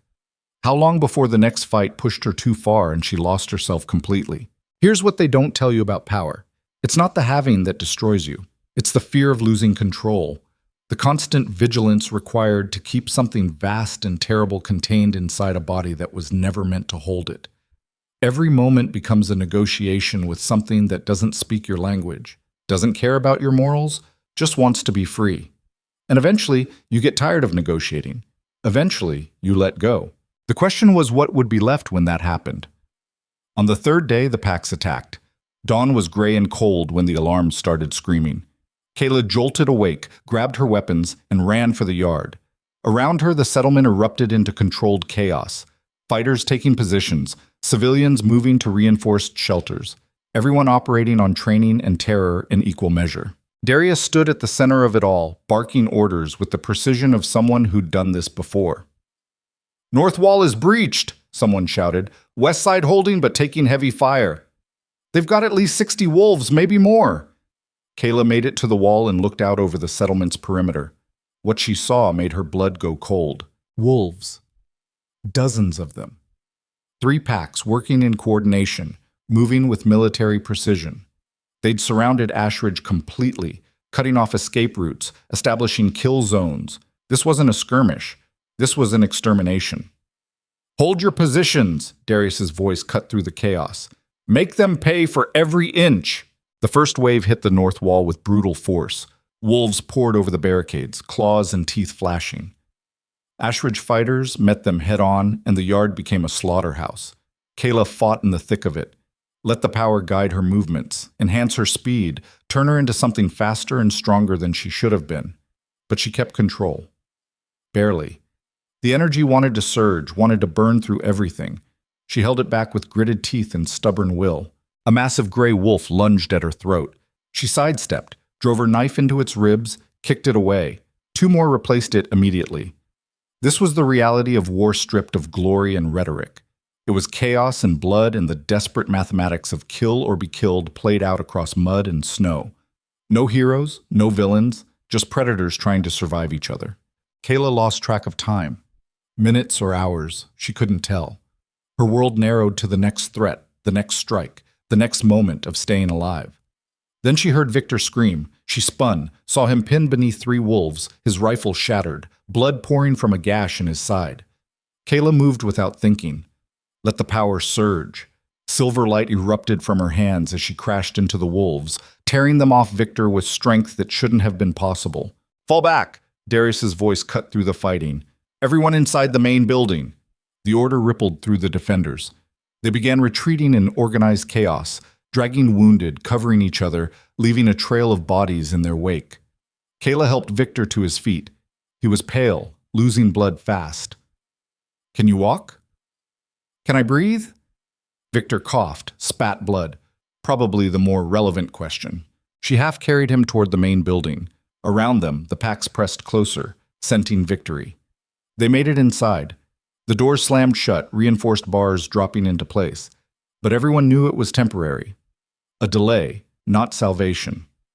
The main floor was packed with wounded and terrified. Sarah moved between them with grim efficiency, doing triage, making impossible decisions about who she could save and who she couldn't. Kaela lowered Victor onto a table. Sarah took one look at his wound and her expression went carefully blank. "How bad?" Victor asked. "Bad," Sarah said quietly. She started working anyway. Darius appeared beside Kaela, his face streaked with blood and soot. "They're regrouping for another push. When they come, they'll breach the doors. We've got maybe 10 minutes. How many did we lose?" 15 dead. Another 20 wounded. His voice was flat, emotionless. The voice of someone who couldn't afford to feel right now. "We can't hold another assault." "So what do we do?" Darius met her eyes. And she saw it there. The decision he'd already made. The terrible calculation that left only one option. "You give them what they came for," he said quietly. The words landed like a physical blow. "What? Oh, they're here for you. The sealed wolf, the anomaly." Darius's voice never wavered. "You walk out there, surrender yourself, and they'll let the rest of us go. That's how this works." "You're asking me to die for you." "I'm asking you to save 40 innocent people who didn't choose this fight." He grabbed her arm, pulled her aside where others couldn't hear. "I knew this would happen. From the moment I brought you here, I knew eventually the packs would come. I gambled that you'd be useful enough to justify the risk. I was wrong. The betrayal cut deeper than any blade. You used me. I gave you a chance to survive. You did. Now I'm asking you to do the same for everyone else here. By sacrificing myself. By making the choice I would make. The choice any leader would make.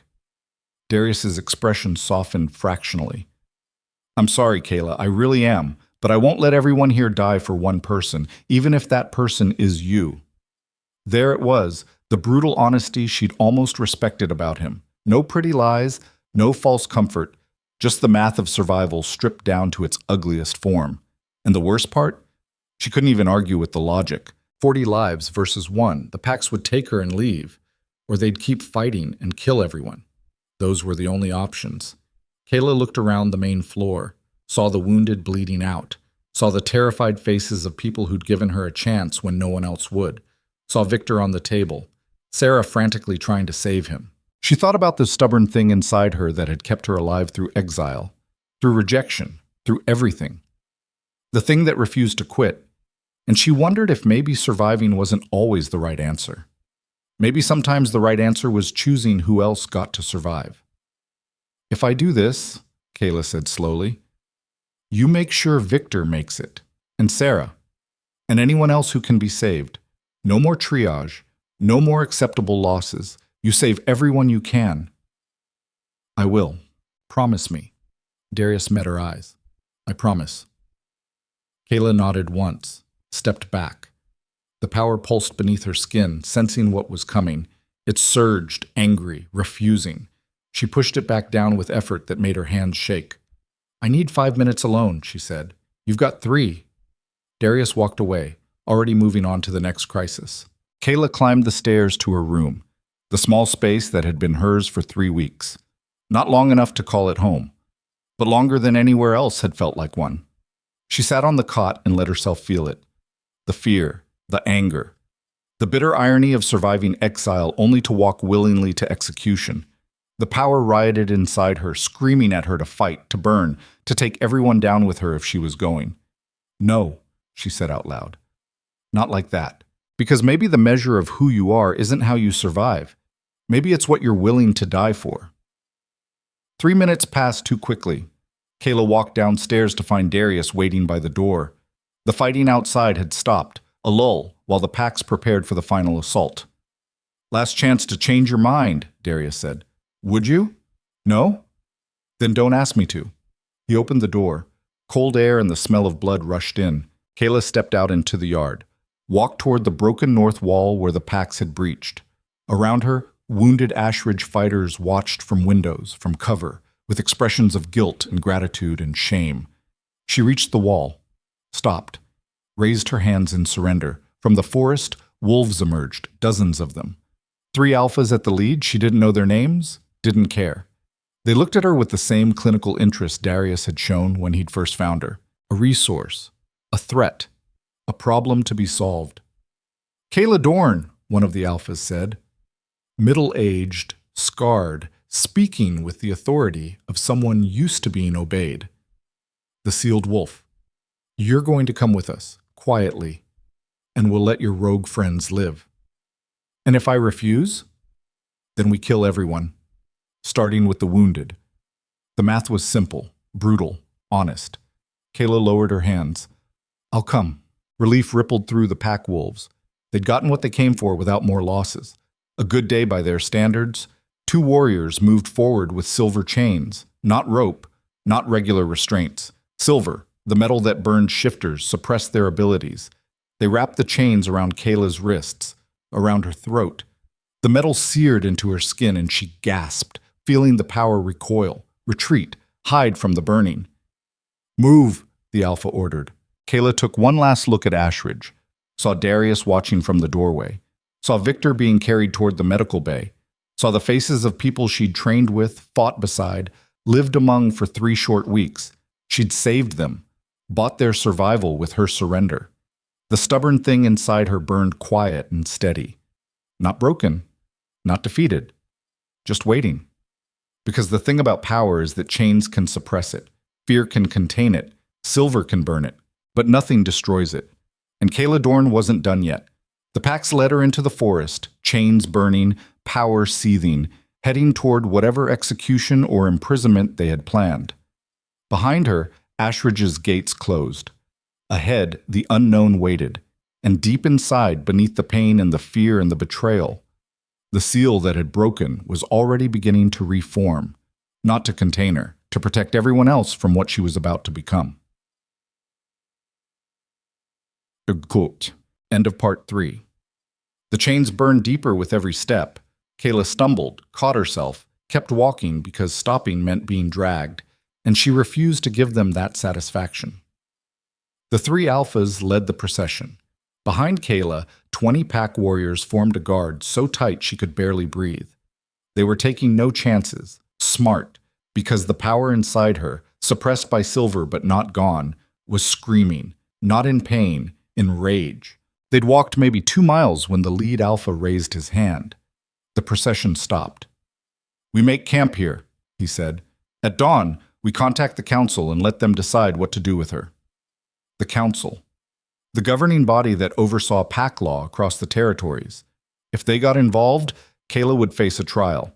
Public execution, most likely. An example made of the rogue who'd fought an alpha and lived.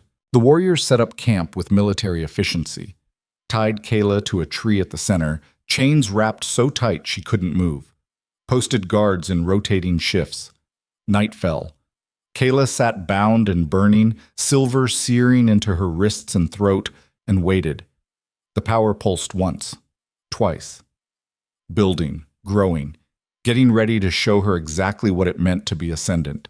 And when it did, when the chains broke and the seal reformed and the truth emerged, everyone would understand why she'd been hidden, why she'd been rejected, why she'd been cast out, not because she was weak, but because she was terrifying. The fire crackled. Guards talked in low voices. Alphas planned her execution. And Kaela closed her eyes and felt the power begin to wake up. For real this time.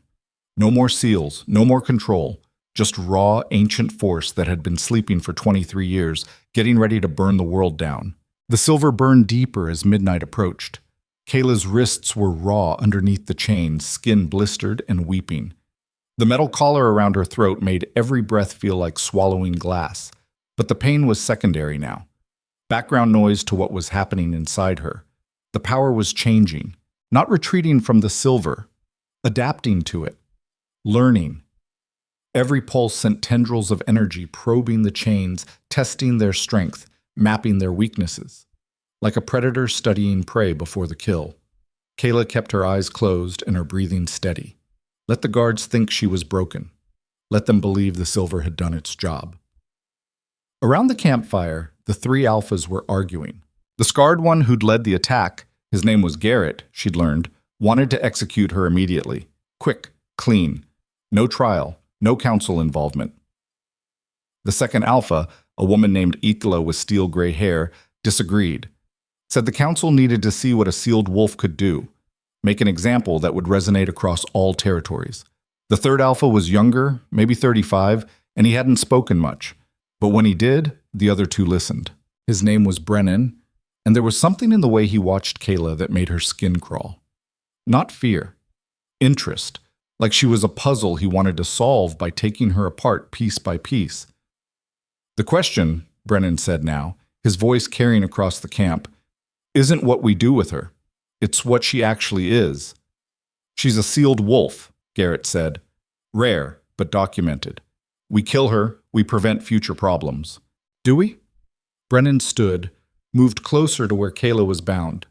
Marcus Ironwood said she fought him to a standstill. 20 of his best warriors couldn't bring her down. That's not just a sealed wolf. That's something else. Then what is she?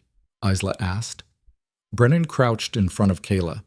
She could feel his eyes on her face, studying every detail. Open your eyes, he said quietly. I know you're awake. Kaela didn't move.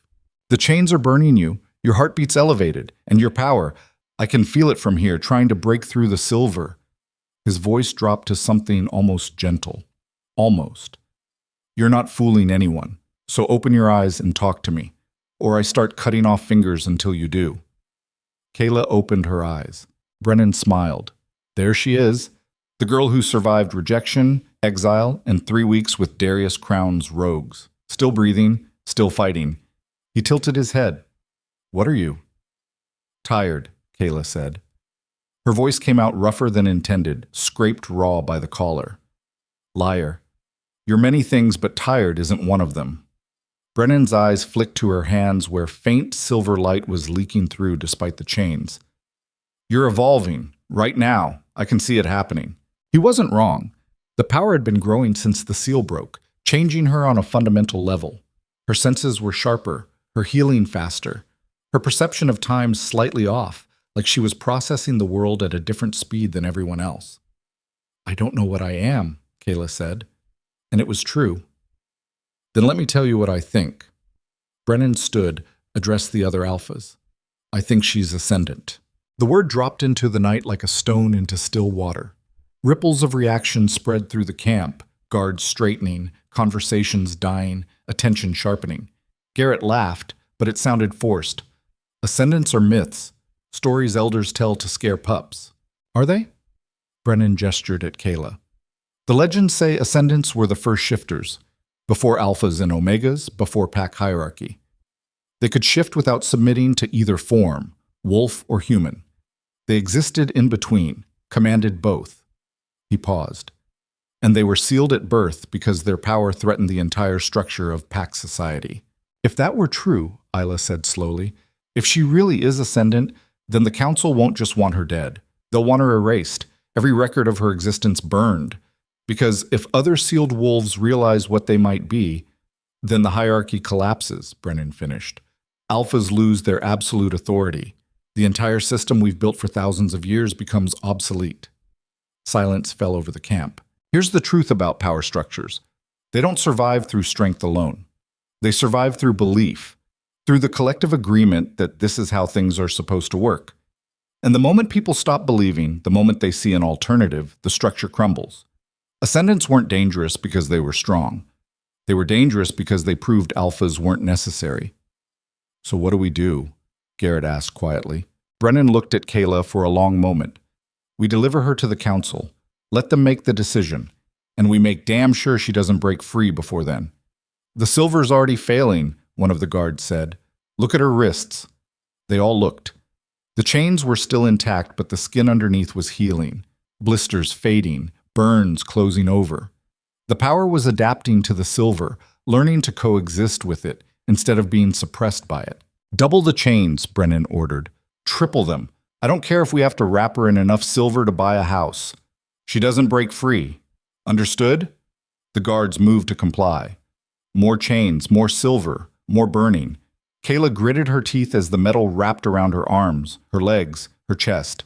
The pain escalated from background noise to screaming agony. But underneath it, the power continued to grow. Not fighting the chains anymore. Consuming them.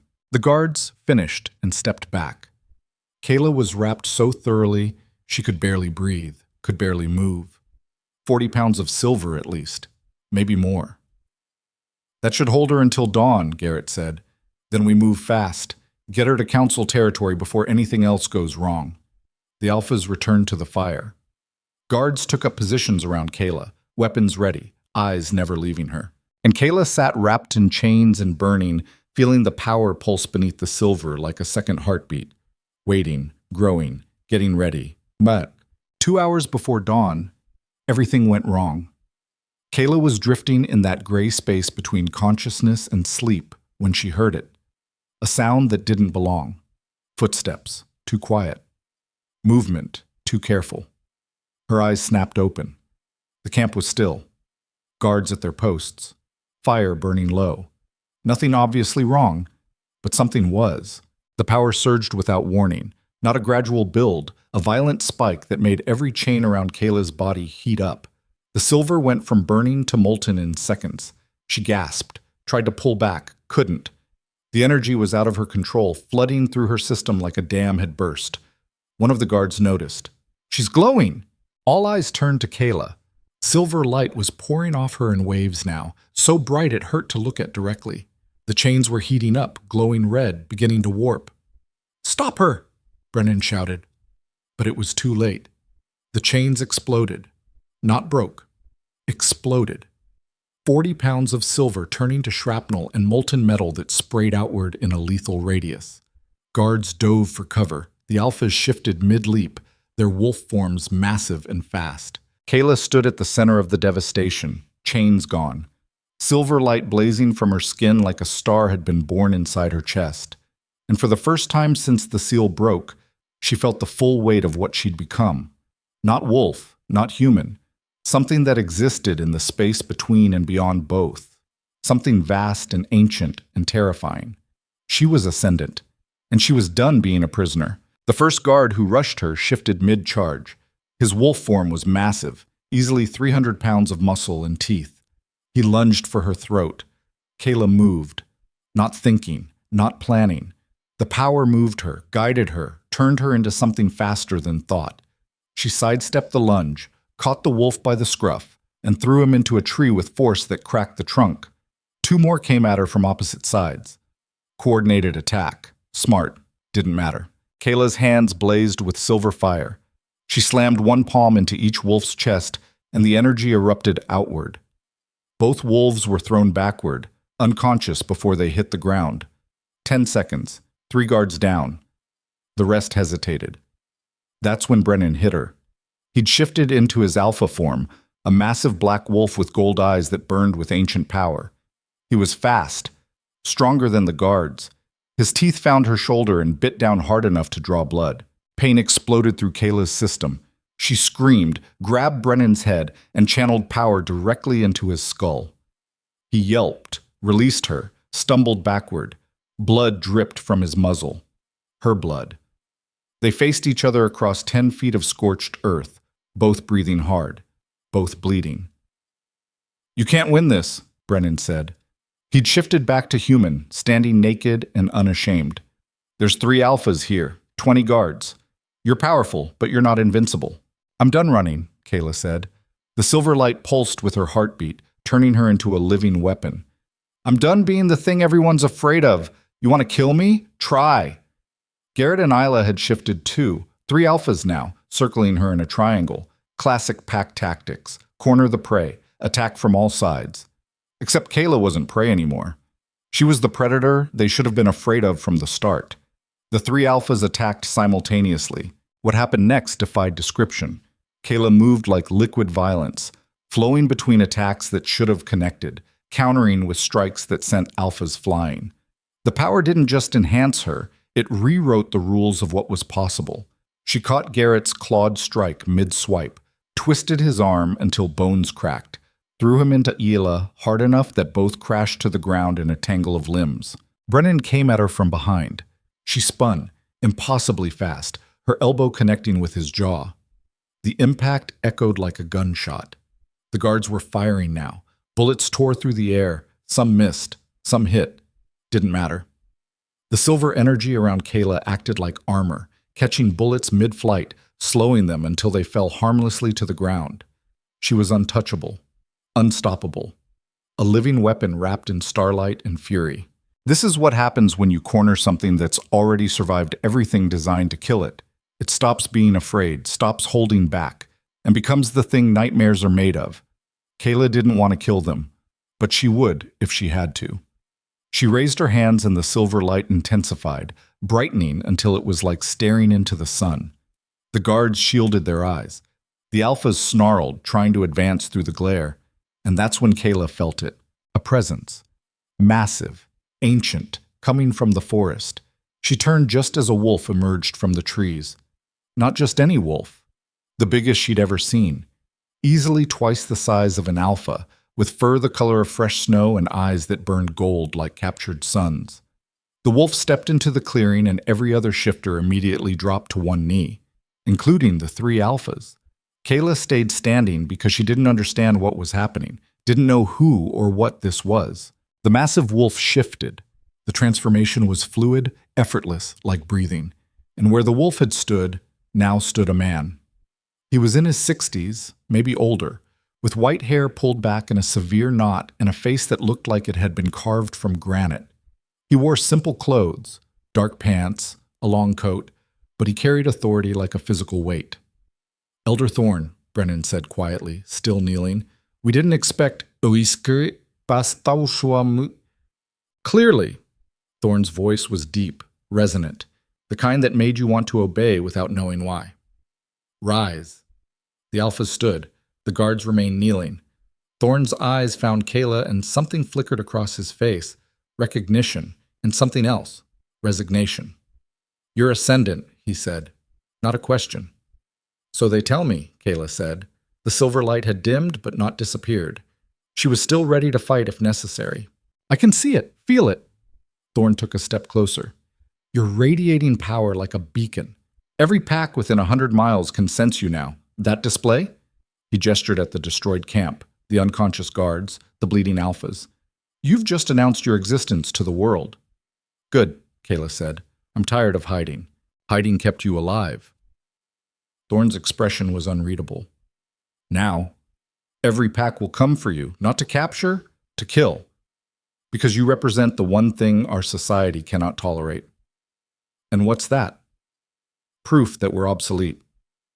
The words hung in the cold air like a death sentence. Thorn turned to Brennan. How long has the seal been broken? 3 days, maybe 4, maybe... And she's already at this level? Thorn looked back at Kaela with something that might have been respect, might have been fear. Remarkable. Most ascendants take weeks to reach this degree of control. I'm not controlling anything, Kaela said. It's controlling me. Then you'll die faster than most. Thorn's tone was matter of fact. Power without discipline is just chaos waiting to consume you. So teach me. The request hung between them. Brennan inhaled sharply. Garrett actually laughed. Teach you? Thorn's eyebrows rose. Why would I do that? Because you're going to kill me anyway, Kaela said. The council, the packs, someone. I'm dead no matter what.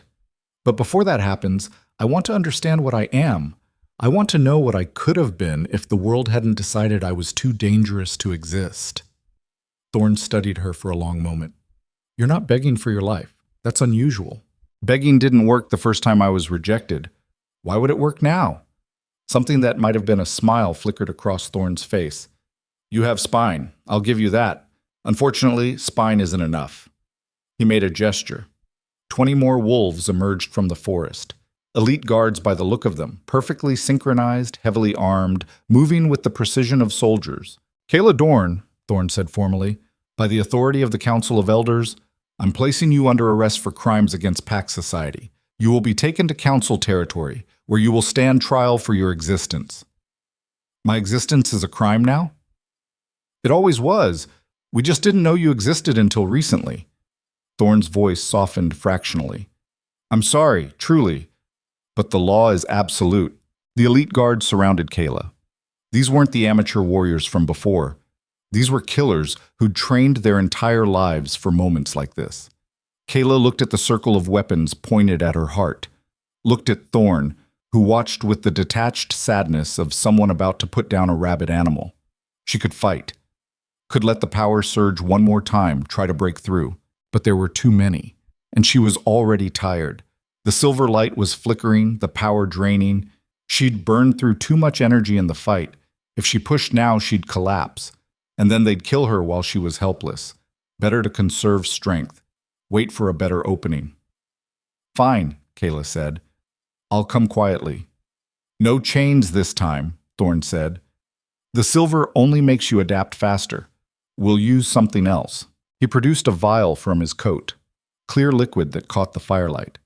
This will suppress your power, not permanently, but long enough to get you to Council territory. What is it? Hemlock extract, concentrated. It won't kill you, but it'll make you wish it had. Thorn approached slowly, giving Kaela a chance to resist. She didn't. He pressed the vial to her lips. Drink. The liquid tasted like poison and death. Kaela swallowed and immediately felt the power recoil, retreat, hide from whatever she'd just consumed. Her vision blurred, her legs went weak. 2 guards caught her before she fell. Transport her, Thorn ordered. We leave at first light, and someone send word to the Council. Tell them we found an ascendant. Tell them she's more powerful than any recorded case. He paused. And tell them to prepare for war, because when the other sealed wolves realize what they are, they're going to come for blood. The guards dragged Kaela toward a vehicle, a reinforced truck that looked like it was built to transport dangerous cargo. They threw her in the back, locked the door, left her in darkness.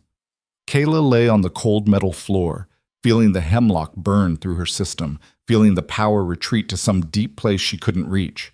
She'd lost. Again. Was being dragged toward execution. Again.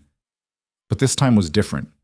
This time she knew what she was, and knowledge was a weapon sharper than any blade. The journey to Council territory took 2 days. 2 days in darkness. 2 days of hemlock injections every 6 hours to keep her power suppressed. 2 days of listening to guards talk about her like she was already dead. By the time they arrived, Kaela was barely conscious. The hemlock had left her weak, shaking, unable to stand without help. They dragged her out of the truck into blinding sunlight. When her eyes adjusted, she saw where they'd brought her. A fortress. Not metaphorically. An actual stone fortress built into the side of a mountain, with walls 30 feet high and guard towers at every corner. The seat of the council, the heart of pack law, and very possibly the place where Kaela would die.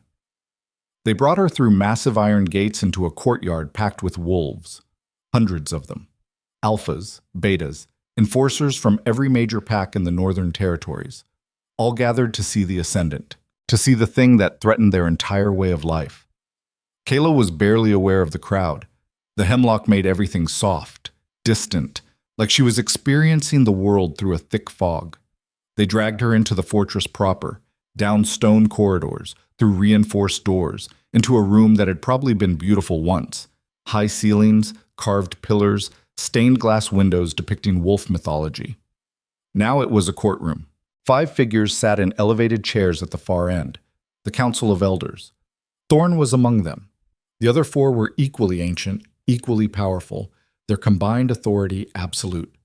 Kaela was forced to her knees in the center of the room. Kaela Dorn, the center elder said. A woman, impossibly old, her voice carrying despite its softness. You stand accused of being ascendant. How do you plead? I don't know what I'm pleading to, Kaela said. Her voice was rough, barely above a whisper. To existing as something our society cannot tolerate, to possessing power that threatens the natural order, to being fundamentally incompatible with pack law. The elder's eyes were ancient, sad. These are not crimes you committed. They are crimes you are. That's insane. That's survival. Another elder spoke. A man with a face like weathered leather. 3,000 years ago, ascendants nearly destroyed us. They refused to submit to pack hierarchy, refused to accept alpha authority. They believed they were above our laws, and their arrogance led to civil war that killed thousands. So you sealed them, Kaela said. Locked away their power at birth, made sure they never knew what they were. We saved them, the first elder corrected. Gave them normal lives, normal deaths. The alternative was extinction for everyone. You imprisoned them for the crime of being born wrong. We prevented another war. The elder's voice hardened. And we would do it again. We'll do it again, starting with you. Kaela's heart hammered against her ribs. You're going to execute me. We're going to do what's necessary to protect our people. I haven't heard anyone who didn't attack me first. Yet. Thorn spoke now, his voice heavy. But you will. Power like yours doesn't stay controlled. Eventually you'll lose yourself to it. And when you do, hundreds will die, maybe thousands. We've seen it before. Then teach me control, Kaela said desperately. Help me learn instead of killing me. We tried that once, the leather-faced elder said quietly. 200 years ago. We found an ascendant, tried to train her, tried to integrate her into pack society. She murdered 17 people before we managed to stop her, including the alpha who'd vouched for her safety. I'm not her. No. You're stronger, which makes you more dangerous. The first elder stood. The council's decision is unanimous. Kaela Dorn, you are sentenced to execution. The sentence will be carried out at sunset tomorrow, publicly, so that all packs may witness what happens to those who threaten our way of life. The words crashed over Kaela like a wave. She'd known this was coming, had known from the moment they captured her that this was the only possible ending. But hearing it said out loud made it real in a way nothing else had. She was going to die tomorrow. Guards moved forward to drag her away. Kaela didn't resist. Couldn't. The hemlock made her weak as a newborn. They took her down. Down stone stairs that spiraled into darkness. Down past normal cells, down to a level that felt ancient, carved from the mountain itself. They threw her into a cell at the end of a long corridor. The door slammed shut with a finality that echoed through stone. Kaela collapsed onto the floor and let the hemlock drag her under. Chits. She woke to someone calling her name. Not the guards, not the elders. A voice she recognized but couldn't quite place.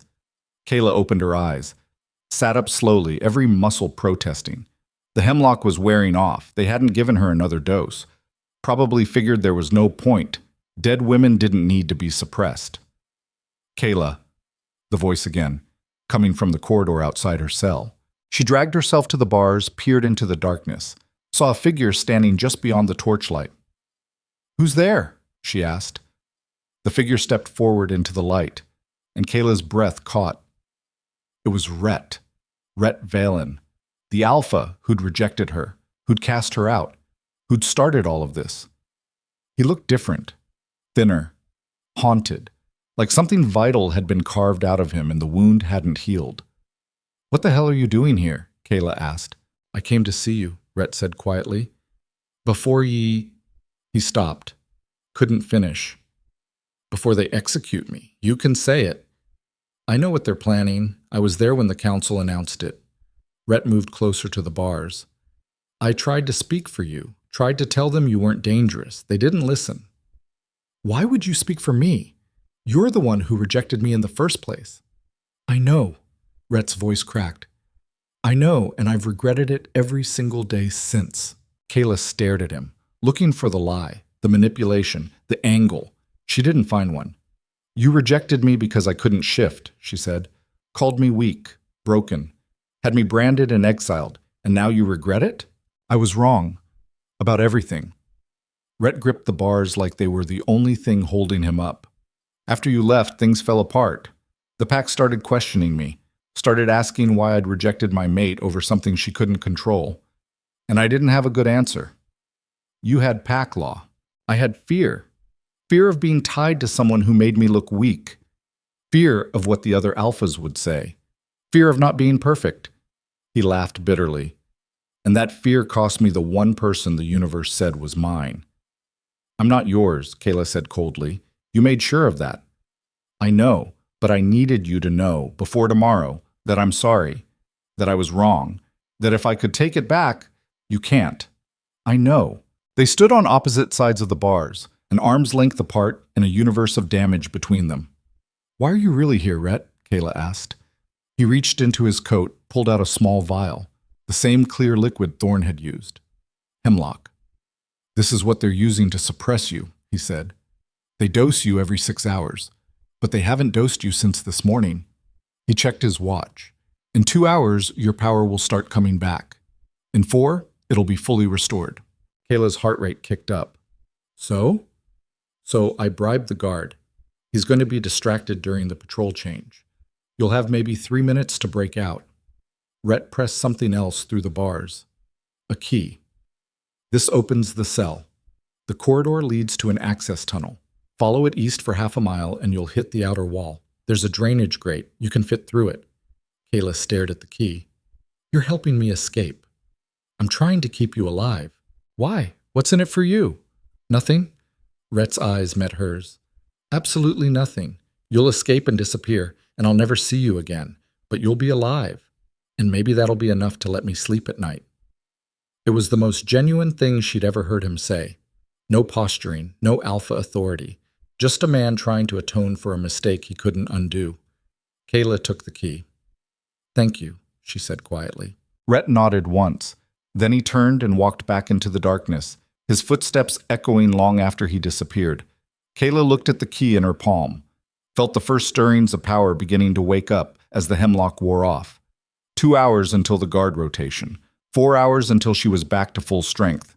Tomorrow at sunset, they'd come to execute her. They'd find an empty cell.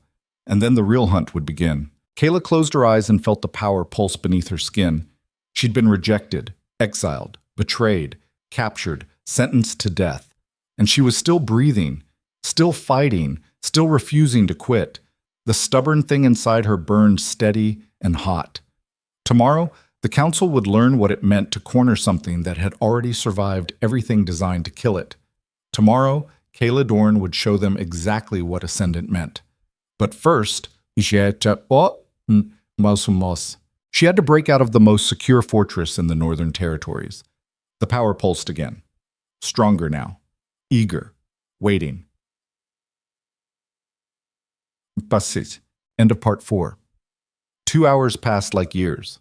Kaela sat in the darkness, feeling the power return one agonizing increment at a time. First warmth beneath her skin. Then energy. Then that familiar silver glow beginning to pulse faintly across her palms. By the time she heard footsteps in the corridor, she was nearly at full strength. The guard walked past her cell, boots echoing on stone. Didn't look in. Didn't slow down. Rhett had kept his word. Kaela waited until the footsteps faded, counted to 60. Then she stood and moved to the cell door. The key slid into the lock like it was meant to be there. Turned, clicked. The door swung open silently. Kaela stepped into the corridor and the power surged, flooding her system with silver fire. She was free, and the fortress had no idea what was about to hit it. She ran east, following Rhett's directions, feeling the power guide her through the darkness. Behind her, alarms began to scream. They'd noticed. And now the real escape began. Kaela Dorn had survived rejection, exile, capture, and a death sentence. Now she was about to survive the impossible. And when she did, when she made it out, she was going back. Not to Ashridge, not to Silvercrest, to show every pack that had hunted her exactly what it meant to awaken something that should have stayed buried. The power blazed. The alarms screamed, and Kaela ran toward freedom with the fury of something that refused to die. The drainage grate was exactly where Rhett said it would be. Kaela ran through the access tunnel with alarms screaming behind her, boots splashing through freezing water, lungs burning. The power surged with every heartbeat, turning her blood to liquid silver, making the darkness around her glow with ethereal light. Half a mile felt like 10. But finally the tunnel opened up, and there it was. A rusted metal grate set into the fortress wall, just wide enough for a person to squeeze through. Kaela grabbed the bars and pulled. The metal groaned, but held. She channeled power into her hands and tried again. This time the grate tore free with a screech of tortured steel. She squeezed through into cold night air and freedom. Behind her, shouts echoed from the tunnel. Guards flooding in, maybe a minute before they reached her, maybe less. Kaela ran. The forest was thick and dark, but her enhanced senses cut through it like daylight. She could see every branch, every root, every possible path. The power had changed her on a fundamental level, made her faster, sharper, more. She ran for an hour before stopping, found a rocky outcropping that overlooked a valley and collapsed against the stone, gasping for breath. She'd done it. Escaped the council. Survived her own execution. Now what? The question hung in the night air like smoke. She had no pack, no allies, no destination. Just the clothes on her back and power she barely understood coursing through her veins, and an entire society that wanted her dead. Kaela closed her eyes and reached for the power. Not to use it, just to understand it. The energy responded immediately, flowing through her like water finding channels. She could feel its potential, vast, limitless, terrifying. This was what the council feared. Not violence, not destruction, but the simple fact that she existed outside their hierarchy, proved their system wasn't absolute, wasn't necessary. That realization was more dangerous than any weapon. "You're thinking too loud." Kaela's eyes snapped open. Her hand went to the knife at her belt, the one Darius had given her, somehow still there despite everything. A figure stood 20 feet away, partially hidden in shadow. "Show yourself," Kaela said. The figure stepped into the moonlight. It was Darius. He looked worse than when she'd last seen him. Thinner, harder. Like the 3 weeks since Ashridge's siege had aged him 3 years. "How did you find me?" Kaela asked. "I didn't. I've been tracking the council's movements for days. When I heard they'd captured an Ascendant, I knew it was you." Darius moved closer, hands visible, non-threatening. "When the alarms went off tonight, I figured you'd either escape or die trying. Seems like you chose escape. What do you want?" "To talk." We talked. You handed me over to the Pax. That conversation's done. I know. Darius sat down on a boulder, uninvited, making himself comfortable. And I'm not here to apologize for that. I made a choice. 40 lives versus 1. I'd make it again. Then why are you here? Because I was wrong about something. He met her eyes. I thought you'd break. Thought the seal breaking would destroy you, turn you into the kind of monster the Council warns about. But you didn't break. You adapted, got stronger, survived things that should have killed you twice over. He paused. You're not the threat I thought you were. The Council disagrees. The Council is terrified of change, of anything that challenges their authority. They've been ruling the same way for 3,000 years.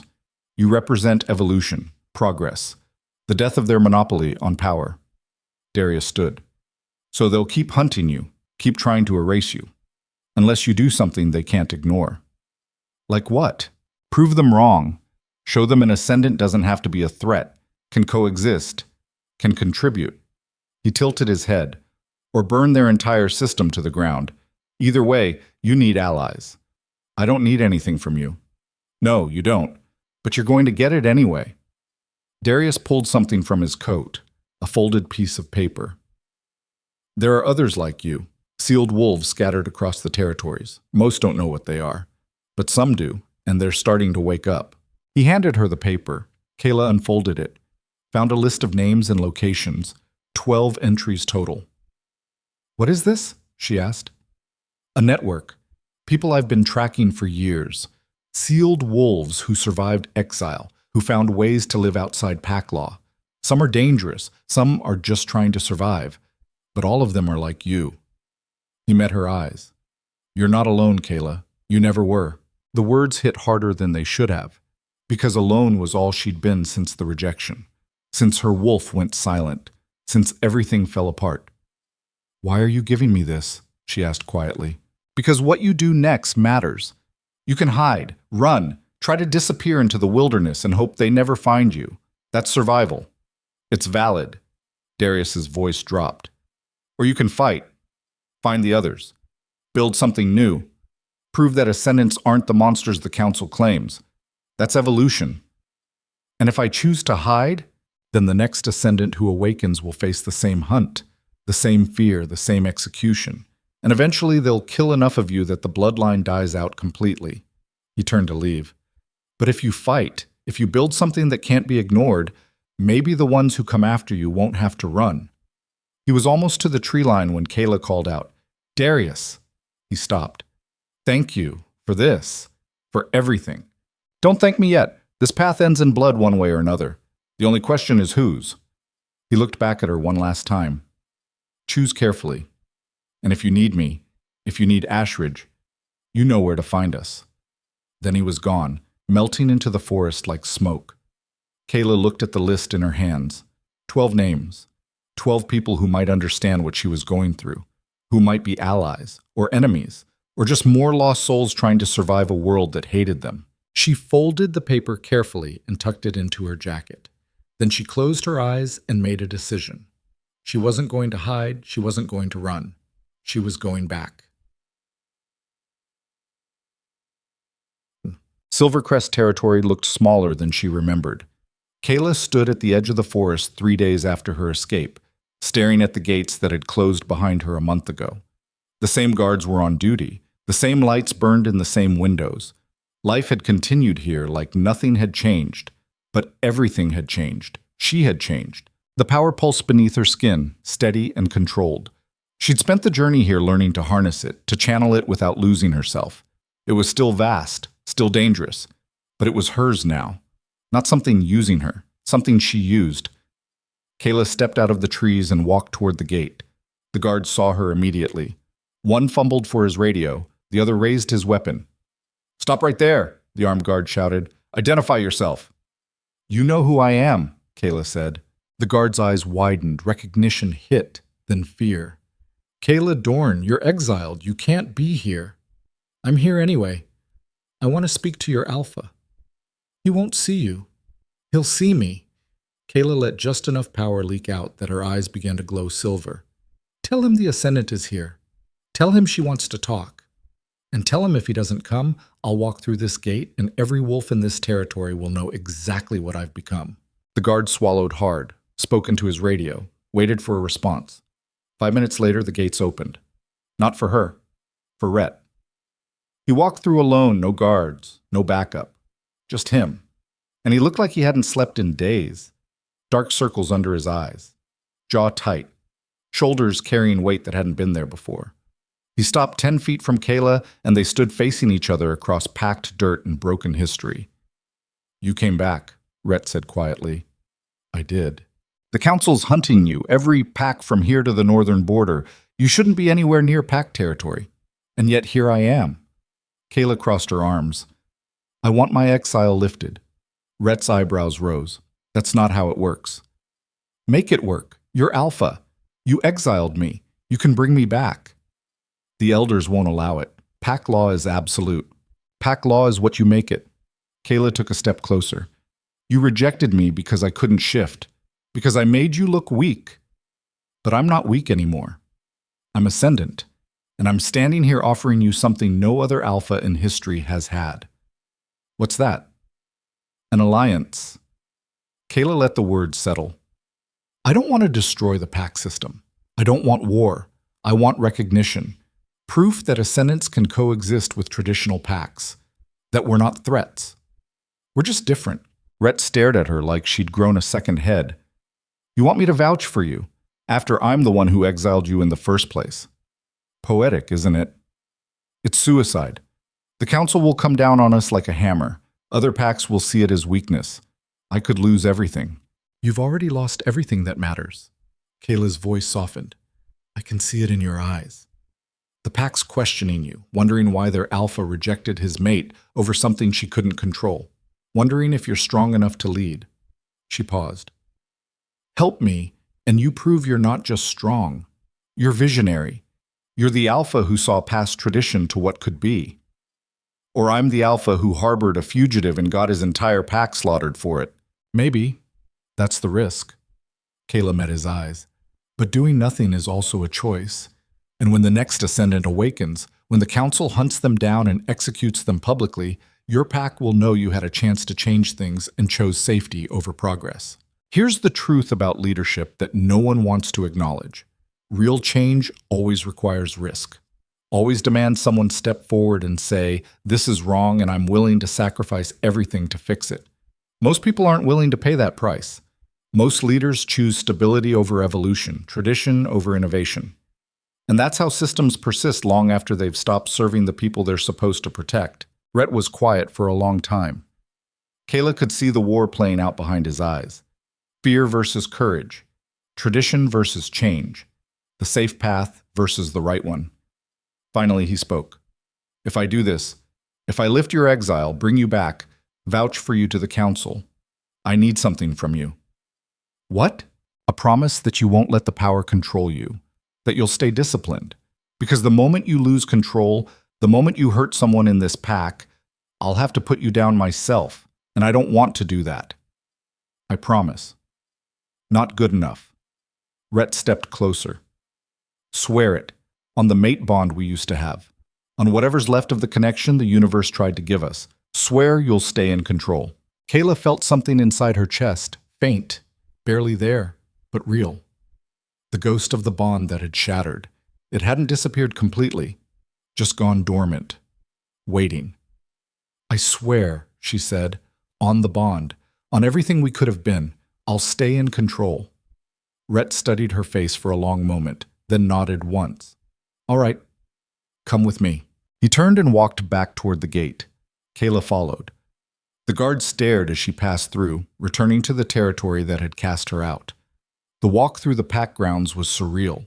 People stopped what they were doing to watch. Conversations died mid-sentence. Windows filled with curious faces.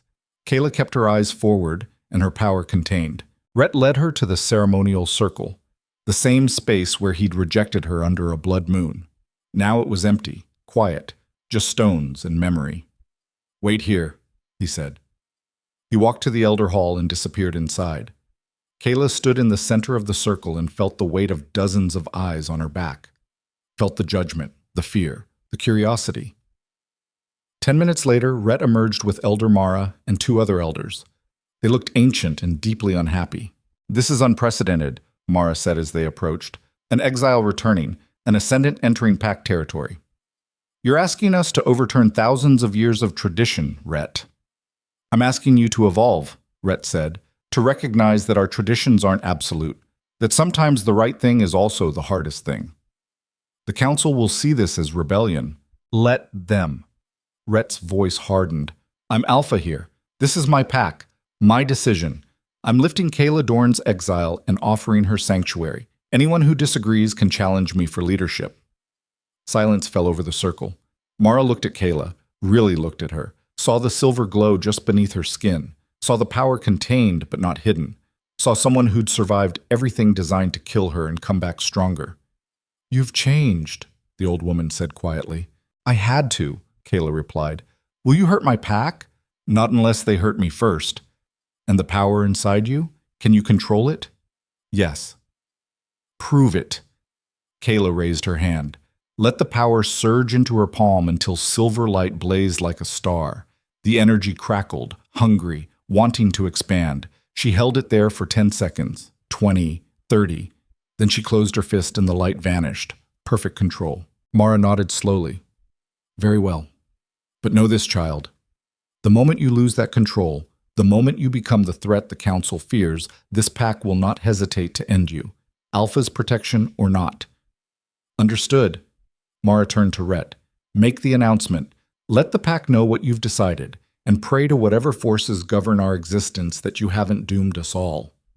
The elders left. Rhett and Kaela stood alone in the circle. "Thank you," Kaela said quietly. "Don't thank me yet. This is just the beginning." Rhett looked at the sky where storm clouds were gathering. "The Council will come. Other packs will see this as weakness. We're going to face challenges from every direction." "I know. Are you ready for that?" Kaela thought about the month she'd spent in exile.